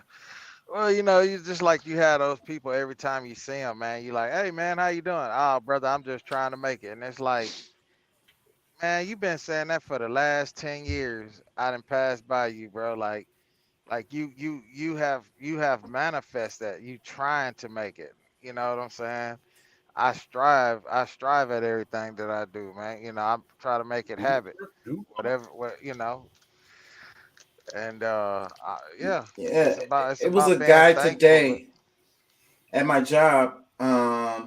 We have a lot of regulars that come in there. It was a guy who sat at the bar, and he said, "Hey man, how you living?" And I said, "I'm all right." And then I walked away or whatever. And then I thought about it. I was like, "Man, I should have said I'm good." He said, "How you living?" I should have said good. And I am feeling good about my life right now. Like a lot of things are kind of falling into place for me, and all of the striving and struggle and grinding that I've done over the years it's starting to bear fruit in my life, and I'm seeing it manifest. And it's manifesting. I can see it. And so when he asked me, because it really kind of struck me, because later on I was thinking about it for a while. I was like, my natural reaction just I'm doing all right, or what we're dismissive when the customer. That's a part of the program. That's a part it's of a our program. I'm It's like about them, not us. and I'm like anything above Deflecting ground is what it's called. type stuff, or I can't complain is another thing I tend to say. I can't complain. You know, it's just the comments that I make. Listen, I should have said, I'm better, good. but I'm happy to wake up today. I'm wonderful. I should have I said am good. He said, "How are you living?" I should have said highly good. favored. That's simple, really simple. Yeah, you could say, yeah. I mean, that is. How you I mean, living? saying, Good. Yeah, I'm good because I mean, regardless of how you feeling, guiding is speaking. You know what I'm saying? In order to create things, the way you speak is what determines how your life turns out. So, you know, that whole idea of, because this is the law of attraction, the law, which is laws of the universe, speaking it into existence is a thing. So if you continually day after day say the same thing, and it's, you know, it don't even have to necessarily be negative. It can just be just low spirited. Like, you're not gonna get. If you begin to say it without intention, it's a resonance. It's no longer a choice. It's a rule. Yeah. Yeah. So no. So we should be When thankful. people ask me how you doing, I literally look them in the eye and say, "Well, I'm awake and I'm here. Everything from there is negotiable." Yeah. Yeah. Well, we should just say, I'm good. I'm alive. I'm breathing. It's another day. It's a beautiful day. The sun is, you know, the earth is rotating. You know, I'm good. Woke up on the right side of the ground. Be a Exactly. creator. The main thing is be a creator. Is my point on from what you're saying. It would be more so to you know, even if your life doesn't feel that great, I would say, you know, you take the opportunity. It's not being boastful or whatever. It's really you trying to uplift yourself, and the only way to do that is to speak positive about your life on every angle. So every day is another opportunity for you to make it right. If you're not here no more, then you can't fix nothing no more. Yeah. About a year ago, I realized that I'm not that good of a server. I'm about average. But what I'm really good at is being an entertainer that takes orders and brings food to the table. Bro, that's what makes you a good server. Ever since I realized that, I actually work less hours. They keep cutting my friggin' hours, but I make the same amount as I did with less hours per week. And I don't feel like I'm at work all the time. I don't feel like I'm working half the time. Yeah. It just stops me from being at home, which is annoying because I'm kind of a little agoraphobic. I agree with that, Doc. I agree with that completely. But I wanted to make this comment because, like, me and Doc is in the service industry and we wait tables. So am I. But that's where I was going. So you guys, Deuce and Pat, y'all are, you know, drive trucks, but y'all are basically doing the same thing that we are doing. You know what I'm saying? Basically. Bro, it is. So, bro, I don't see anything different with it at all. Like I've done, you know, I've actually worked as like a technically, you know, as a server in restaurants and stuff like that, and I've worked in other like jobs. No matter what, I mean, and even more so when you have your own business, like you are working for the public. You're working for like you know, whoever the customer, whoever's paying, that's who you're working for. So and you're serving them. I'm providing a service. I have a delivery service. You know, it's somewhat to a high end because I do hazmat and things like that. But my interaction with the people where I pick up these loads and the people where I deliver the loads, like I am presenting my company and representing them, you know, every time I go to a new facility. So having a smile, you know, having just basic conversation with the people like being that. personable. Yes, like all of that stuff matters. It's no difference. You Yeah, know, I think it's important. I might not be serving up a plate of food, but I am serving the community or the, you know, these corporations that is willing to pay for me to pick up a load and deliver. And I think it's important for us to actually, you know, mentally understand what we're doing. You know, we're serving people. You know, that's what we're doing. And so, you know, there's many different ways to do that, but ultimately, it's the same thing. You know, My job is to make your life better, even if only for a little bit of time. Well, I You mean, know, you try to take what I think that should be like a common thing, regardless if it's through a job or even just the way that we interact with each other on a personal level, is to try to uplift each other. Period. You know, take the moments that we have with each other to try to, you know, because if you're in a bad mood and I'm in a good mood, like, why shouldn't I share that good spirit with you and try to help you change or turn some of that stuff around? Like, it just, I think that, you know, being personable is not something that should just end when you know, technically, you know, say I'm clocking out. Right. But no, that should be a way of life. That's Okay, just who you Chaka, are. how many of these mercenary piece of not I'm not going to say at your current job, but I'm going to say that we have worked with over time literally would not pee on in your mouth if your gums were on fire unless you gave them a tip. Yeah, lots. I mean, this industry is so full of people who literally do not care as long as they get their money. Right.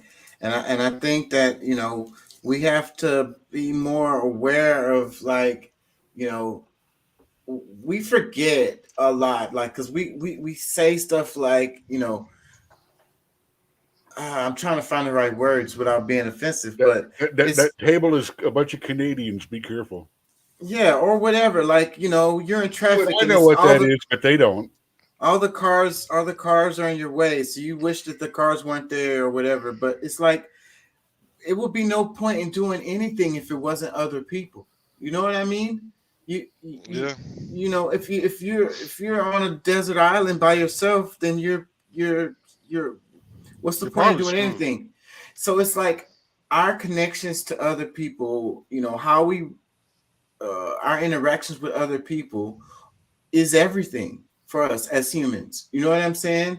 We can't, it would be no point in anything if it wasn't no other people. But look at it like this. I mean, if when, you know, all right, let's just say, like, a lot of us, we're putting on a show when we're at work. So, okay, that can go uncounted. But just out here in the world, the way we interact with people really is how we're being judged by the universe, by God, by whatever entity that we want to say, or even by ourselves, because, I mean, you know, to ourselves, because really we're our own gods. Each one of us are, you know, representations of God. But the main point I think people need to get is that, like, if you believe in a higher power and karma and this, that, and the other, like, your basic interaction with people should mean more to you than, you know, whatever performance you're giving at, you know, because that's what makes you happy, really. You know, that's what makes you happy, because when you feel satisfied with yourself, that you did the right thing, that you were good, that you made somebody else smile, you know, you made somebody else's day. Everybody believes in karma till it runs over their dogma. So your happiness comes from giving happiness to others, you know. Yeah.